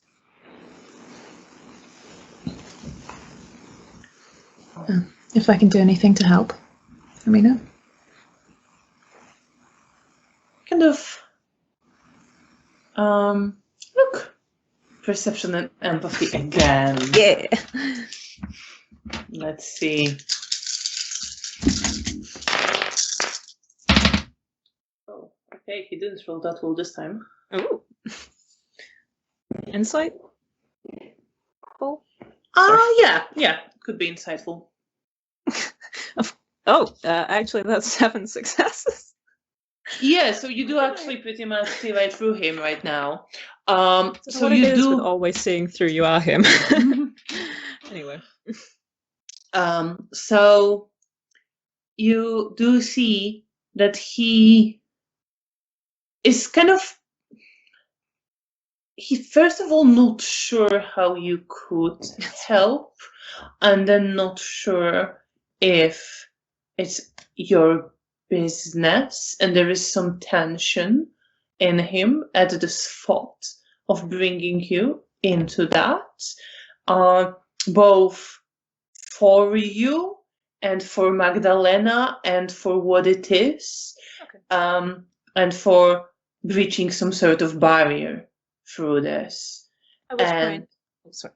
No, wait, you rolled really well, so I'm giving you a Yeah, lot. absolutely, sorry. But you also see that he is worried, seriously worried about this woman. And there's concern, like genuine concern there. There is some lack of understanding, like he's bewildered by something. There's a little bit of frustration at her and frustration at himself because he doesn't quite know what to do. Okay. I will sort of just give him a smile and just say, no pressure. He just smiles. But you see that it is a pretty faint smile. Mm-hmm. Well, in that case, I better get back to check in on her. And if you need anything, I'll be around the hotel. Thank you. Same here. Thank you. And I'm sorry I couldn't bring you better news for my help. I appreciate your help all the same. So, thank you. Just nods his head, and then he turns around and starts walking into a different part of the hotel than the Elysium. Okay. And I head upstairs. And you head upstairs towards the Elysium. Meanwhile, Janina. So you go straight to Daniel. Yes. Following the instructions that Jagoda gave you, thinking about Nastia, about how you want to meet her outside of Camarilla and Sabbat. And you step into the corridors where, some of the Camarilla kindred have their offices. And you wander around a little bit, looking at the room numbers, but eventually you find the number of the office you're looking for. It is the door at the very end of the corridor, and you've been there to speak to the prince before.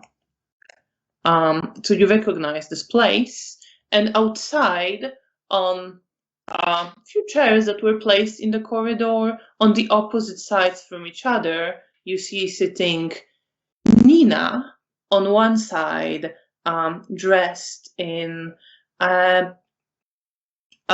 kind of little black dress with a string of this deep green beads around her neck. And she's sitting there looking fairly nervous, glancing towards the door at the end of the corridor. And opposite from her, you see Daniel sitting there, trying to look relaxed, but you can tell that he's pretty tense, and he's also glancing towards the door, and sometimes his and Nina's eyes are meeting, but they don't really interact with each other except for these glances, and they keep looking to this door. He notices you at some point and kind of gestures to you to come up. I give him a slight smile and I walk up to him. Hey, Jagoda told me you were looking for me. I was. And he's speaking like, he's not whispering, but he's trying to keep his voice reasonably quiet, as if not to disturb people in the rooms around. I wanted to check in on how you were holding up. I know it's been, I know what shitty time this has been. Yeah, I'm holding up okay. I was with my ghoul, Hannah.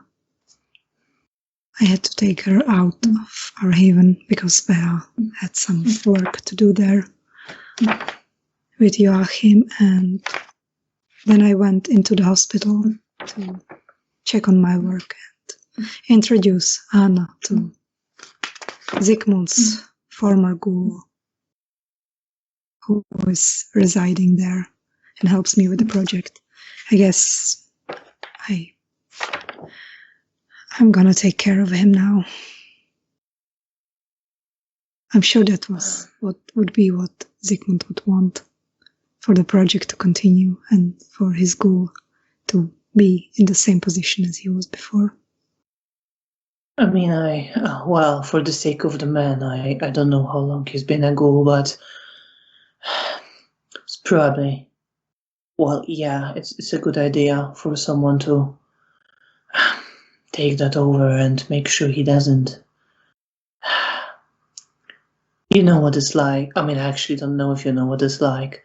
If he's been a ghoul for longer than... Do I know? I don't think you necessarily do. Or maybe you know like the basics, that someone who's been you can be a ghoul that extends your lifetime. And that people can start aging pretty rapidly if they were to withdraw from blood. That sounds like a nightmare. And Daniel just says, if he was to start suddenly aging or something, it would be a problem for the Camarilla and problem for the man, and just a problem all around. Yeah, he's a good man, and yeah. But I'll tell Antonio you took care of that. Okay, thank you.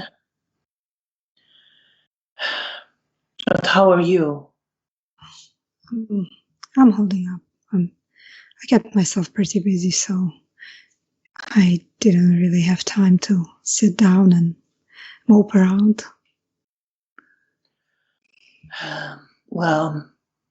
Dov glances at Nina. She glances at him, but then glances back at the door.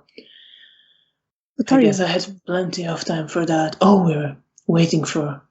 Isidore is talking to the prince. Okay.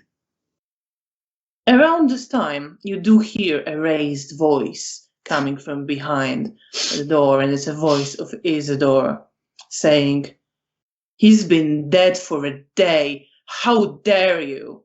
And then you hear footsteps coming quickly towards the door, and he storms out, slamming the door against the wall, and starts walking angrily along the corridor, at which you see Nina immediately stands up, and she runs after him, saying, Isidore, dear, I know you're hurt, but... And she comes up to him and takes his arm, and he almost wants to shake her off, but doesn't, and she keeps holding on, saying, please, I know it's difficult, but please try to calm down. And he just looks to her and says, you know what that bitch just said to me?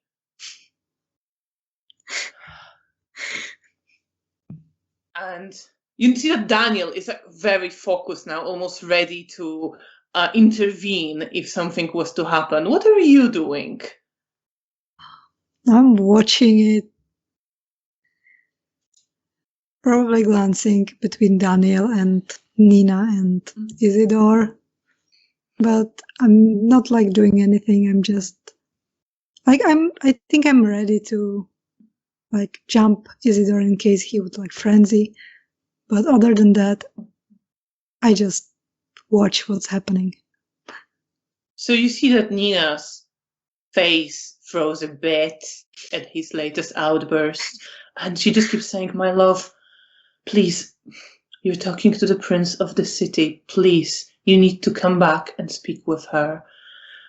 And you need to, I know this is difficult, but you need to try to keep this under control for a bit longer. Please, please, my love. And he's looking to her and nods his head.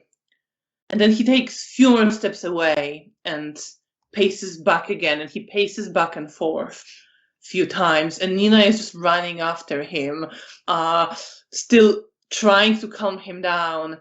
And eventually he kind of shrugs, looks to her, nods his head.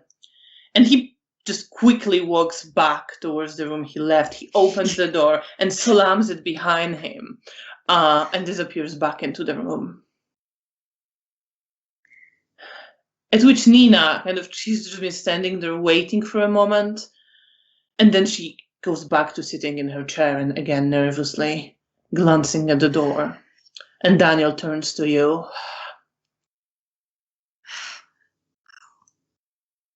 This happened several times already.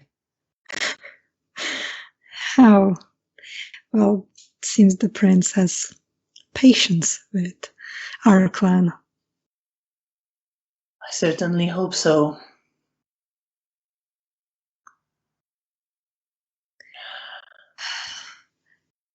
Well, that's a big part of my evening.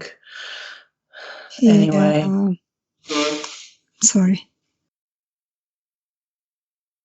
I'm sure he'll calm down eventually. Oh, he's calmed down a bit already. Yeah. Looks like it. And I give a smile. Soft, slight smile to Daniel. He also smiles a bit. How are you holding up? Well, I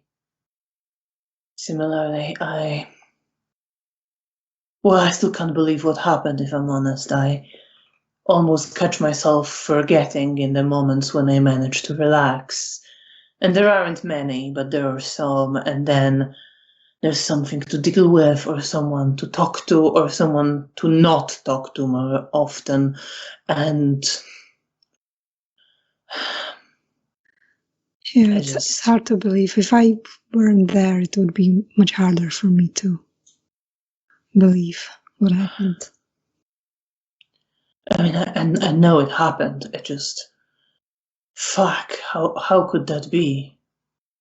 I don't know. I mean, he was literally the last person I thought that could just vanish like this. The idea that I outlive our primogen is unbelievable. Just nods his head. I don't know. Fuck, it's a lot. Yeah. And then there's Anthony and the Prince and Isidore, and it's, oh my god, it's all a fucking mess. I'm sorry. I hope things settle down. Do you know what the Prince is talking about with Isidore? Honestly, I'm not quite sure. I wasn't really trying to listen. Yeah, that's probably wise, because you could be hit by a door. He kind of smiles. But you say, you see that as he says, I wasn't trying to listen, he gives this pointed look to Nina, who just shakes her head and then looks nervously towards the door again.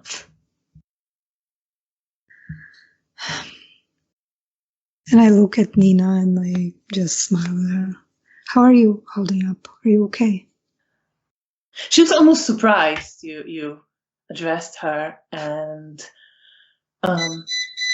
says Sorry, suddenly, you know this yes, noise. It's time. it's time for the Roomba to scream. Exactly. Right, let's just ignore it, because otherwise it's gonna do it. It's gonna do its thing, and we'll just continue. Yeah. Nina looks to you and says, looking at the door, worried. I know, but he will deal with it. I'm sure the Prince will understand that his outbursts are valid and understandable. I hope so. Well, perception and empathy, difficulty 6.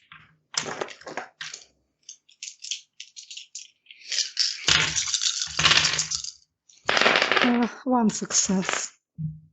She just smiles at you. Nods her head. I hope so. Now, do you try to listen in or not? No, can I do it without Daniel or Nina realizing that I'm doing it? I mean, you do have a gift of Auspex. That's true. Through Then I keep forgetting. Vita of Bea that you drank. So Okay, that let's do could that. be used. In Yeah, that case, roll your perception and alertness with difficulty 7 to see how much you catch by just staying where you're sitting with Daniel. 0 successes. 0. You can't really hear, maybe because Daniel keeps talking to you, and you can't really focus. You don't, like, you feel like you catch some words and you hear the voices, but you can't make out the individual words and the meaning. As you're too distracted with 2 other people who are responding to you, so you don't learn what's going on behind this door. Damn it. Meanwhile, Bea, you get to the Elysium, and there aren't that many people here. You see that Mihail is gone. Stefania is sitting in his usual place. And Anna Maria, a very beautiful woman whom you've seen around, is sitting near her. You also see Rahela there nearby. You see a couple of people you don't really recognize that well. But it is pretty empty. I'll smile at Rahela. She smiles at you. And you would see actually that she is with Eliza as well. Okay. But as you come in and smile at her, she leans to Eliza and says something to her, and Eliza just smiles and nods her head. And then Rahela gets up and starts heading towards you. Oh, pause and wait for her. She comes up to you. Bea. Rahela, it's good to see you. It's good to see you too. Can we talk? Of course. And she kind of glances at the door. I'll follow her wherever she's heading. She heads out, and then she takes you to basically a place sitting on the stairs somewhere. Mhm. And she just straight up sits on the steps and looks to you. I'll sit down next to her, probably on a step below, so that we're sort of almost at eye contact. Full perception and empathy on Rahela, by the way.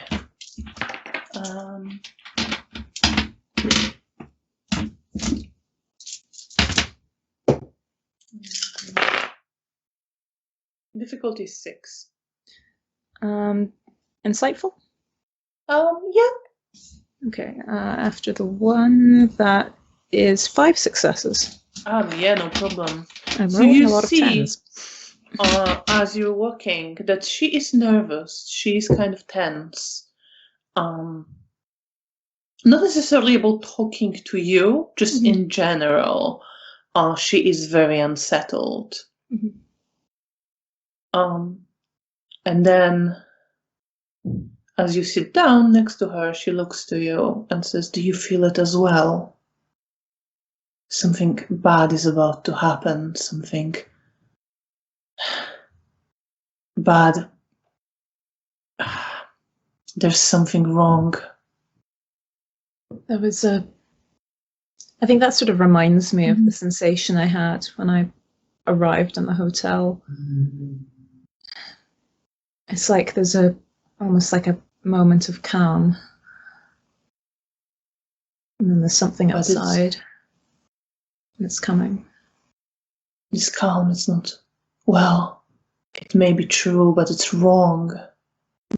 There's The calm something... before the storm. And there are shadows and darkness reaching for you as well, she says, looking to you. And then she kind of shakes her head and looks almost like she awakened from something.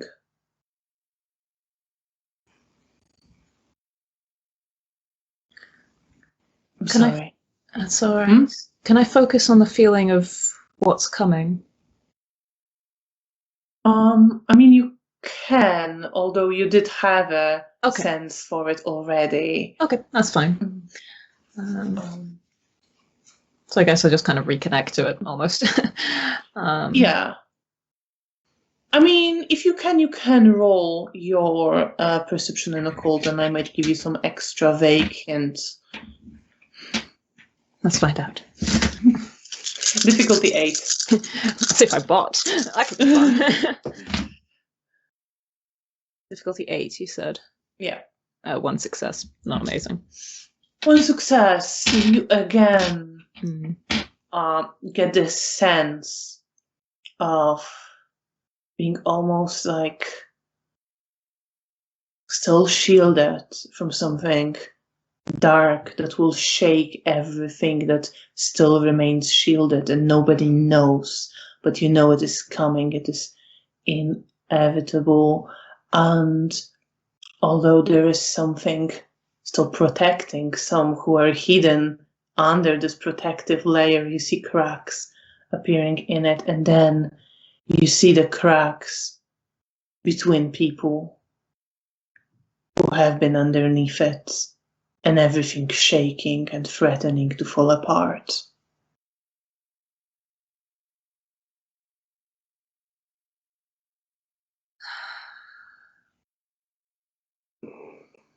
I feel it. It might explain why our primogen's here. Yes, did you speak to them? Yes. How were they? Cryptic? Yes, the same for me.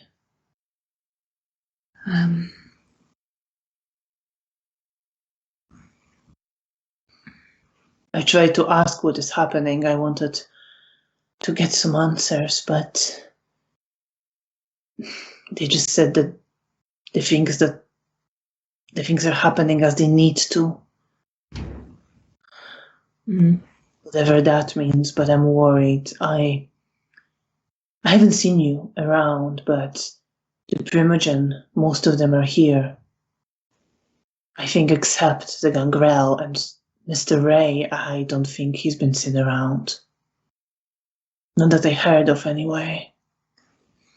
I know Janina's been busy doing work for him. I could maybe ask her.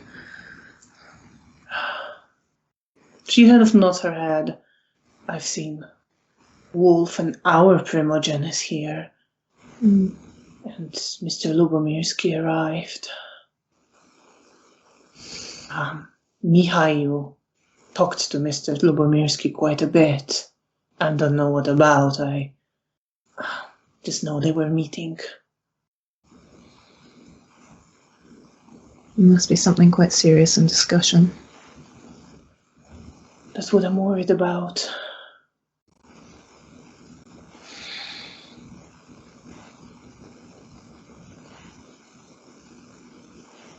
I'm afraid I don't have any more insights.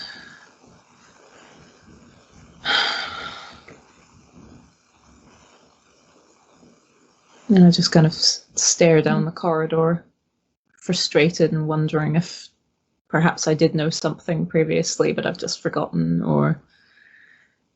But if it's something to do with the primogen, then probably not. Hela is looking, almost following your gaze, looking ahead, and then she looks to you. Well, I suppose it is a way of things that they don't tell us a lot of things. No. We'll find out when they intend for us to find out. I suppose so. But you see that she's uncomfortable with this, and she kind of accepts that it is, so she's not going to rebel or do anything like that, but she's uncomfortable and unsettled, and she wants to know more. I mean, I'm making the vague joke, but I'm also not thrilled sitting in suspense, so yeah. Yeah, it's just generally a bit stressful. And then she kind of looks to you. Did you get a chance to speak to Clan Ventru on my behalf? No, I'm afraid I was doing work. I haven't had a chance to. I'll try and find Cornelia when I have a chance. I'm sorry about that. It's just been busy.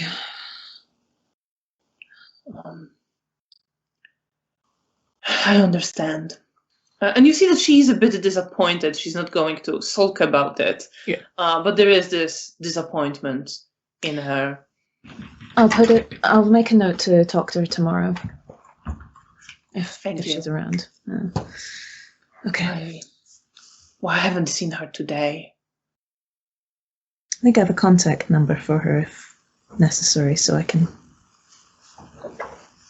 give her a ring if necessary. Thank you, Bear. I really appreciate it. Of course. And I'm sorry I haven't had a chance to do so sooner. Oh, no, it's all right. And you see that she kind of accepts it. She's a bit disappointed, but she doesn't want to hold a grudge against you. And I actually pull out my to-do list and write it down. How is your work going? And I think I pause in the middle of writing because as she says that, I glance up and just see some of the stuff on my to-do list. It's stressful, but it's proceeding. Well, good luck, whatever it is. Thank you. And I get this bad sense of things around you, so be careful. I wish I knew more. I'm not really sure what I'm seeing. And I pause, and I think of what she said about the shadows reaching towards me, and I think about where the direction that Felicia's gone. And I suddenly become increasingly worried.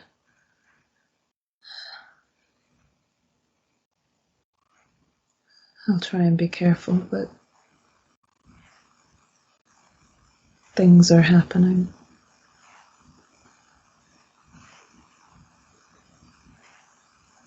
And I almost want to tell her about Mother because I'm stressed about it at the moment, but I also, I don't know, it almost feels a little bit like sort of betraying Mother's trust. I don't know. To just randomly blab about it to everyone.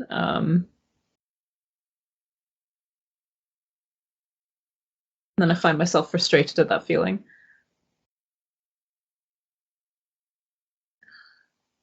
Things are just dark and dangerous at the moment.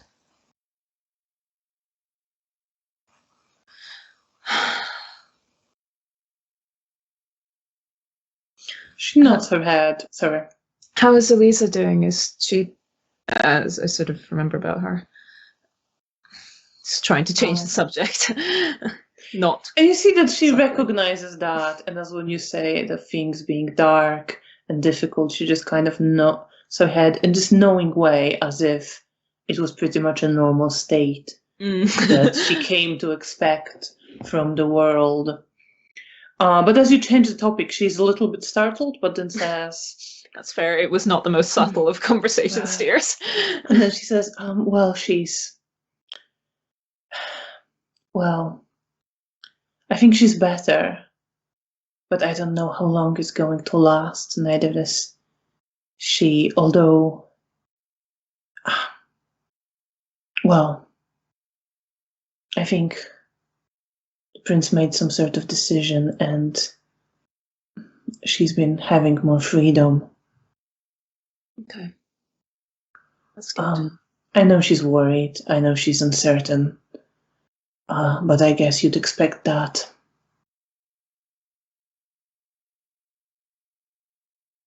It's hard to be certain about much at the moment, I suppose.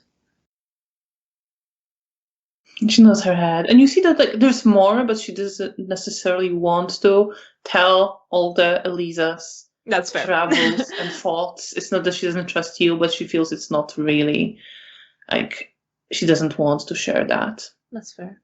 And so I sort of let it drop at that point.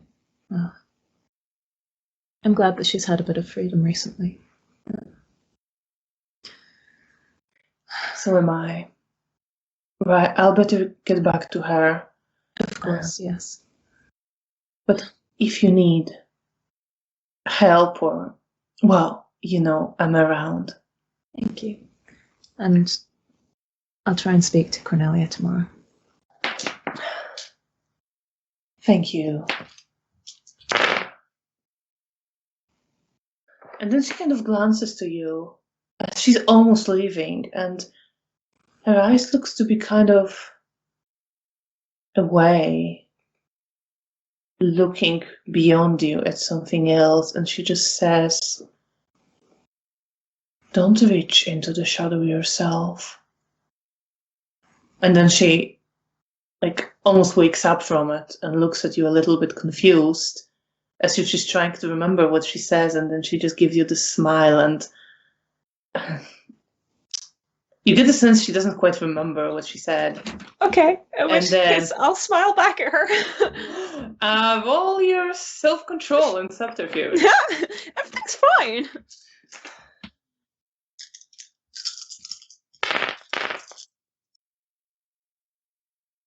Oh, I have more dice than that.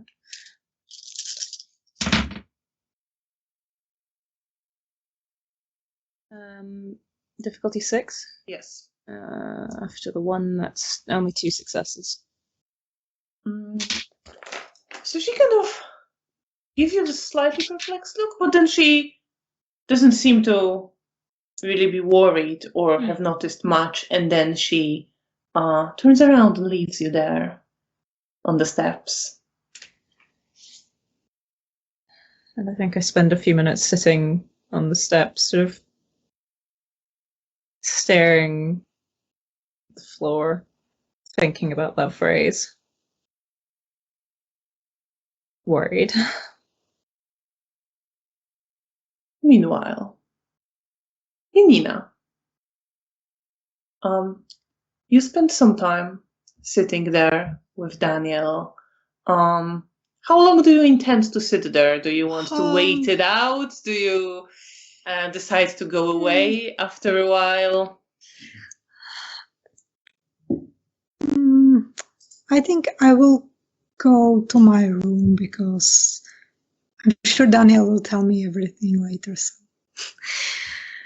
I don't have to be waiting there. So I just say goodbye to him and to Nina. What time it is? It's getting quite late in the night. There's a little bit of time left, but not really to leave and start walking around the city. Okay. In that case, I will probably go back to my room for now. I might go check up on Bea into her room later. For now, I go to my room. All right, so you go towards your room. As you're leaving, Nina just gives you this faint smile and nod, and then she looks back towards the door. Still very nervous, still very tense. Daniel says, of course, go and, I don't know, try to get some rest or whatever people will do in normal circumstances. I'll sit this one out. And, well, I'll sit you here until it's all done, and I'll see what happens. And he kind of looks at the door, kind of worried. It's gonna be and then okay. shakes his head. I know. And he gives it, now, off you go. You don't need to waste the rest of your night here. And I go to my room. I'm not going into the Elysium. I go straight into my room. And what do you do when you get there? I think I just sit down on the bed and just try to think about everything that happened, about Nastia, Zygmunt, Isidore, what's going to happen. And I probably just lay on the bed and stare into the ceiling.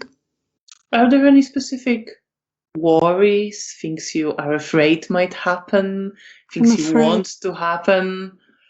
What I want to do is to avenge Zygmunt, but also save Nastia. Of course. And I think that's my main worries, because I know everyone's hating Nastia, and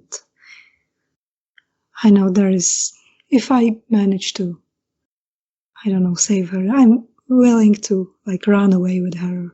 I'm imagining fake scenarios. So you're daydreaming about... I think that's my coping mechanism. Yes, about running away with Nastia. Yes. And do you think that helps you forget about some of the worries? I think yes. I think it gives me an escape from reality. And something, even if it's for a moment, I can convince my mind and body that it is happening in my head, and for this specific moment it's true, and I'm able to convince myself it's a reality for this moment, so it helps me to relieve some of the pain and grief. So you lose yourself in it, escaping reality into that lovely fantasy of running away with your lover, who is now away from you in Sabbat. Meanwhile, Bea, you are sitting on the steps, taking a moment there. Eventually, I pull out my journal and write down the events of the evening, I guess.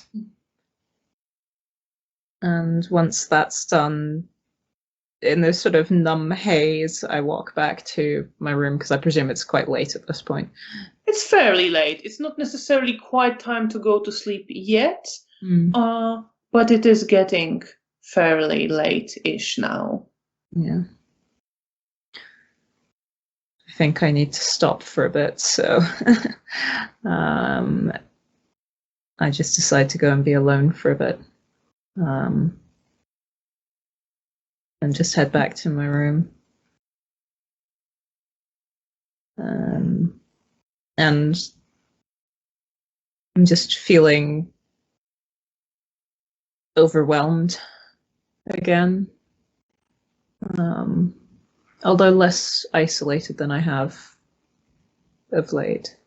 So that's a positive, I suppose. And what do you do in your room? How do you relax?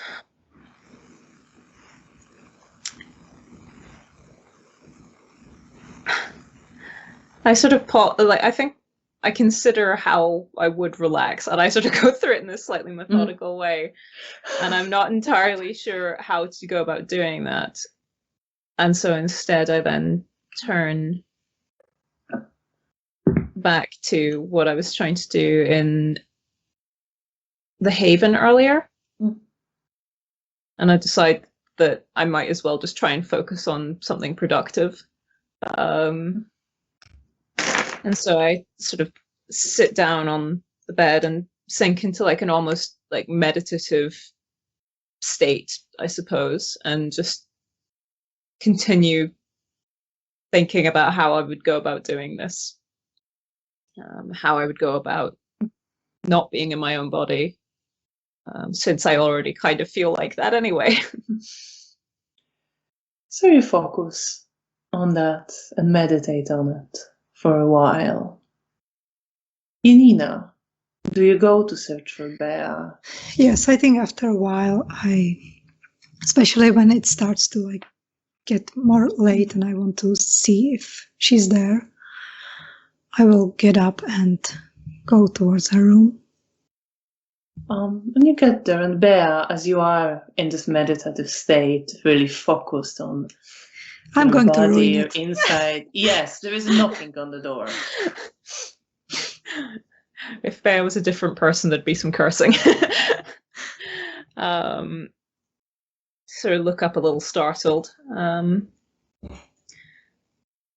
is it? It's me, your sister. With a sort of fond exasperation, I get up and go and open the door. Good evening. Good evening. I was just checking up on you, if you made it safely home. Can I come in? Yes, of course. Come on in. And I sort of step back and I come inside and sit on one of the beds. And I sort of put my hands in my pockets and just find the thing of mistletoe in my pocket while You do, yes. You do see that, Janina, as well, that there is just this bundle of mistletoe in Bea's pockets. Were you on a date? No.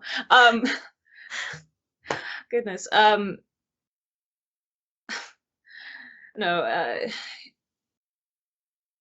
Joachim was helping me try and find Mother, and this salesman was selling mistletoe, and I just needed to get away from him, and I just panicked and gave him money and took it. Okay. Oh, if you and Nastia want it, here you go. When she says that, I take it and I try to keep my smile, but it fades away into very do you try stiff. to hide it? I try to, as I catch it, that my emotions like stiffen, but Self-control and subterfuge versus perception and empathy. Difficulty 6. okay, I have 3 successes. Would hidden pain apply here? Yes. Very much so. I would say. In fact,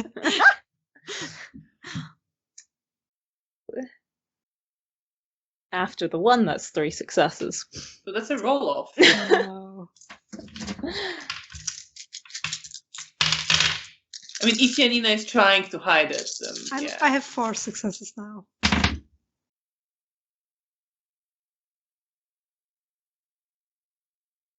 Oh my fucking god. I also have 4 successes.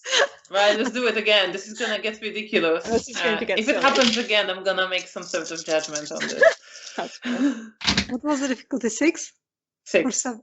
Okay, 2 successes. 5. Damn it. Right. She saw right through me. Yes. So you Took some do work. see it. Dolores, what does Bea see as this emotions freeze as she offers mistletoe, commenting on Janina and Nastia needing it? I take the mistletoe, but my face like stiffens, and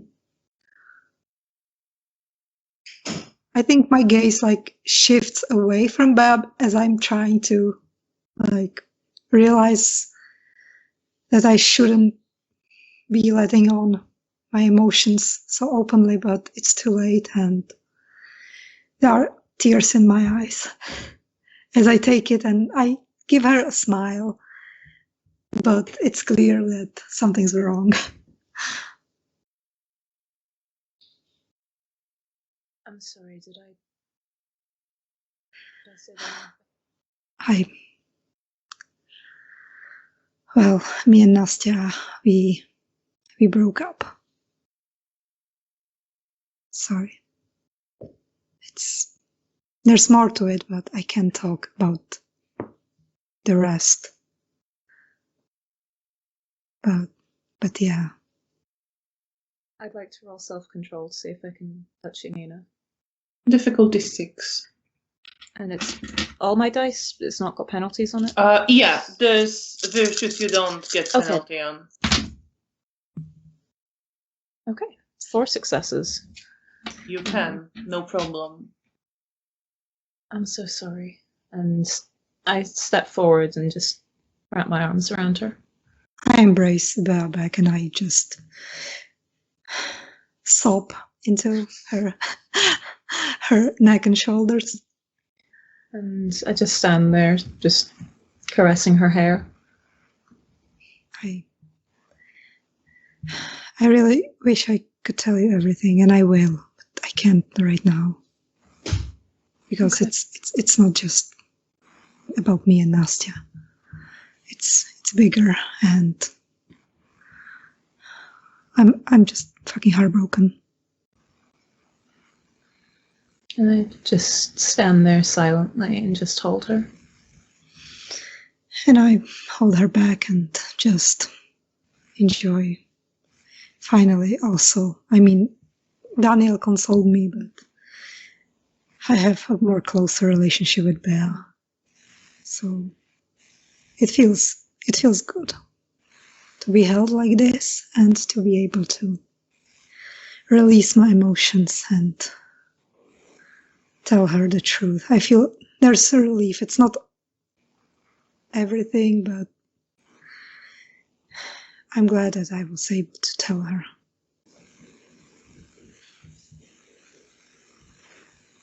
And so I guess we are just standing there. You or are. sitting. I imagine sitting there. And Bea, what are you thinking about as you're hugging Janina? who is sobbing, having told you that news. And that indication that there is something more. I mean, I'm worried, but I don't really understand. I don't really get personal relationships very well, so I don't get it. I guess I'm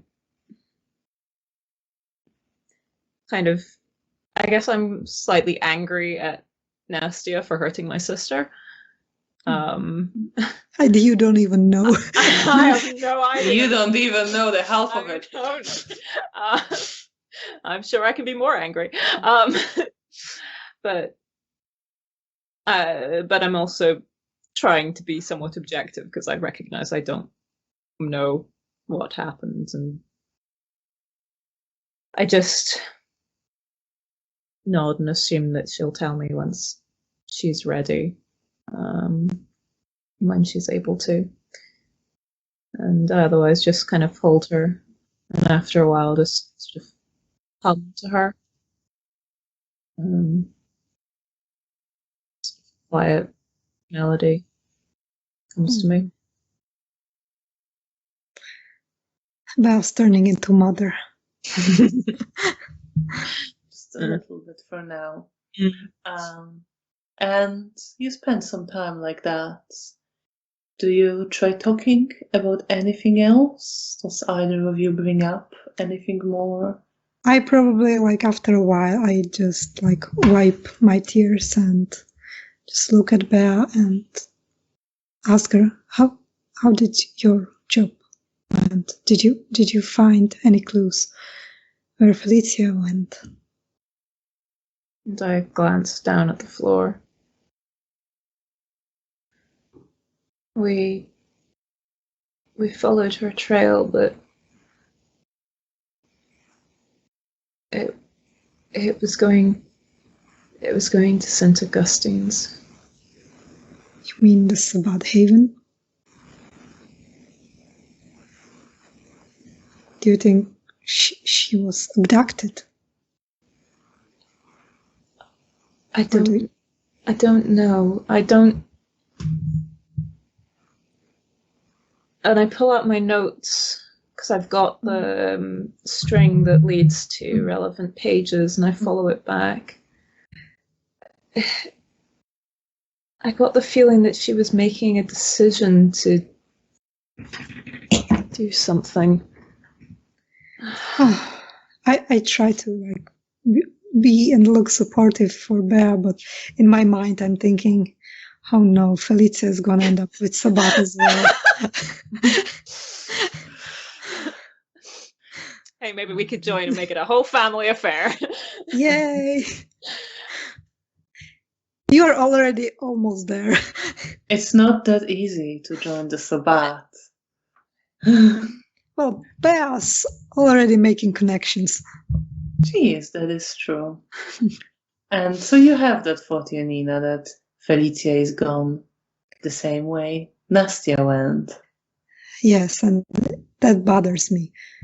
But also it makes me feel like that me and Bea is going to have more in common.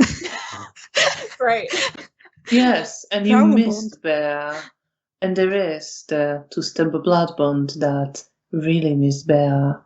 So I would say because of that, the thought of having something more in common and something drawing you closer to Bea is satisfying, even though the circumstances are horrific. Yes, I think it's strangely soothing to imagine that we are both going to suffer someone we love being in Sabbat. But I try to be supportive of Bea and try to offer her some ideas that maybe Felicia was looking for someone for some answers, and not that she decided to convert. What do you say to that, Bea? I think I'm still kind of looking at the floor, and I just kind of shrug and then shake my head because I really don't know what to think. Do you plan anything more about that? Not right now. Okay. I mean, I guess I'll probably have to tell someone. Well, I guess. Well, we can tell Anthony. Maybe. I suppose my primogen's here at the moment. They are? Yes. Oh, that's good. They were able to find help for Felicia the last time.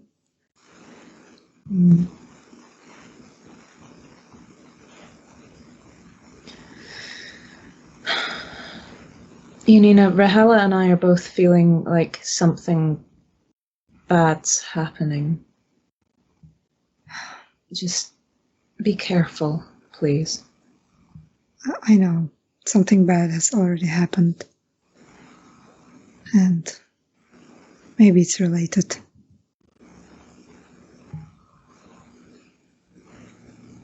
What? Okay, I can't hold it anymore. Folds like a house of cards.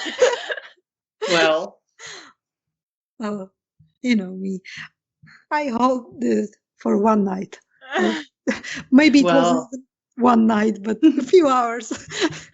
it would be about 24 hours. Yeah. You managed. Some of it you were asleep. That still counts. So what exactly do you say? Well, I start to talk about how I went to see Nastia and that she was nervous, and then I started to leave. And then she got a phone call, and then the darkness started to spread. And then a person from the darkness appeared, and we were suffocating.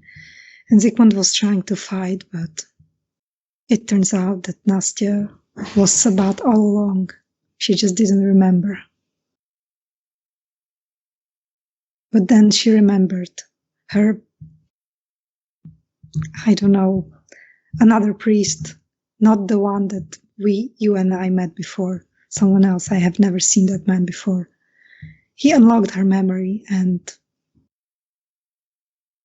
he killed Zygmunt, even if I tried to help. And I was nearly killed too, but Nastia convinced him to let me go. So yeah, Zygmunt's gone. Nastia's gone. The darkness that you kept seeing around her, I guess that was it.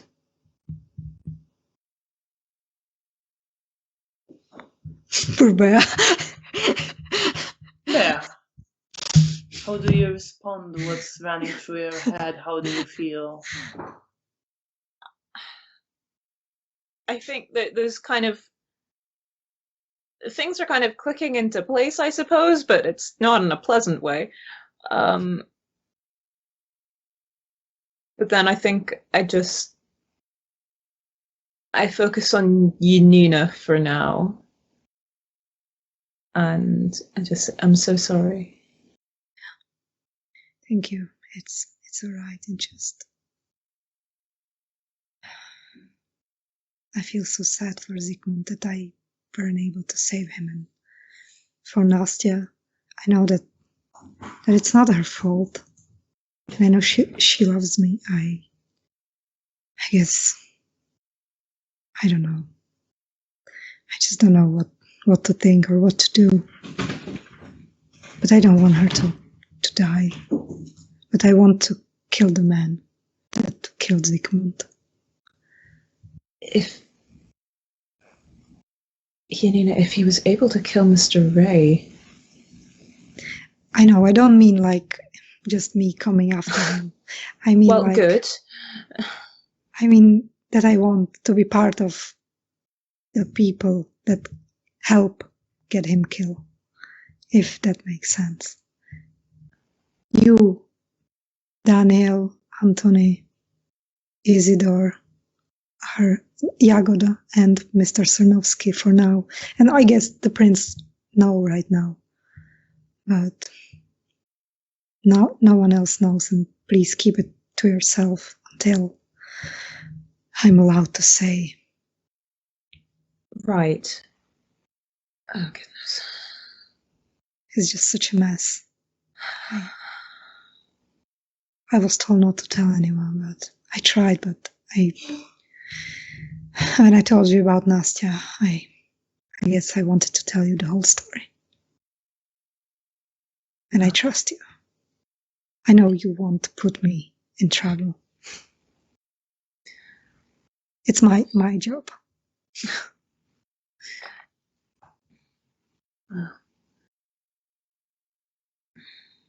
I promise I won't tell anyone. Thank you. I know you don't have to promise. I trust you. I don't know what to do. I went to the hospital with Hannah and I talked to Zygmunt's ghoul and I offered him to, adopt him because I don't know. I think that's what Zygmunt would want. He would want us to continue on the project. I hope that will be okay with the prince. I suppose it... I don't imagine the Camarilla would be happy with a mortal in the know without having someone connected to them, so I think that's probably for the best. I hope so, and I hope he and Hannah will, help each other. Hannah is really struggling with adjusting. And I think talking to Mr. Potocki will help her. Good. So yeah, I guess I made good choices. I'm glad. But internally I'm sort of still stuck on the fact that the Bruja primogen is dead. And just the sheer consequences of that, and I'm kind of half listening to the ghoul drama that's going along, but internally I'm very worried. What are you worried about specifically? Mr. Ray was an incredibly integral member of the Camarilla leadership, and he was. Yeah, without him, what the hell does that mean? What the hell does that bode for the future? I suppose it puts visions of earlier in perspective, but that's not a good thing.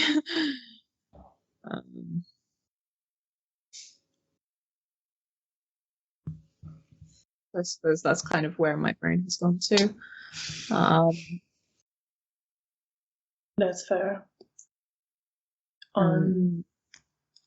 Please continue. About that, I'm worried about this darkness that Rahela was mentioning. I'm worried about Mother. And just, yeah. There's a lot going on.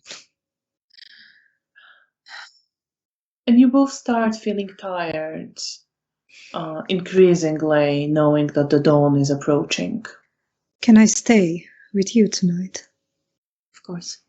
Thank you. And I go lay on Felicia's bed. And you get ready. And gradually you feel more and more tired. And Janina, what is running through your head? You shared the news with Bea. I think there's part of me, there's a bit of relief about finally telling Beas everything and not having any secrets. So that's make me feel closer to her and better that we are sharing things again. At least Janina is. And there's a worry about Felicia, and if Felicia is with Sabbat, there is like what's going to happen to Bea, because she's going to be crushed. And I miss Nastia. I keep like replaying some of our moments together, and laughs and kisses, and I miss her a lot. And I wonder if she's thinking about me, or if she's back doing whatever her daddy says. And with your thoughts going back to Nastia, you fall asleep. And Bea, what is running through your head just before you drift off into sleep? Fred. I'm worried for the future of the Camarilla. I'm worried for Janina. And I'm worried for Mother.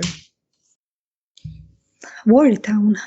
And full of worry and dread, you also fall asleep as the sun is rising over the ruined city. And I think with that we will finish for tonight. Thank you for Thank you as well for playing. playing. And thank you to everyone who's been watching our story. We hope you enjoyed this episode of Story of Bea and Janina. And we will be back in 2 weeks, which I believe is on the 10th of October. We hope to see you again with us to continue this story and see how things unfold from here. And until then, have a good night and thank you. Good night. Good night. Good night.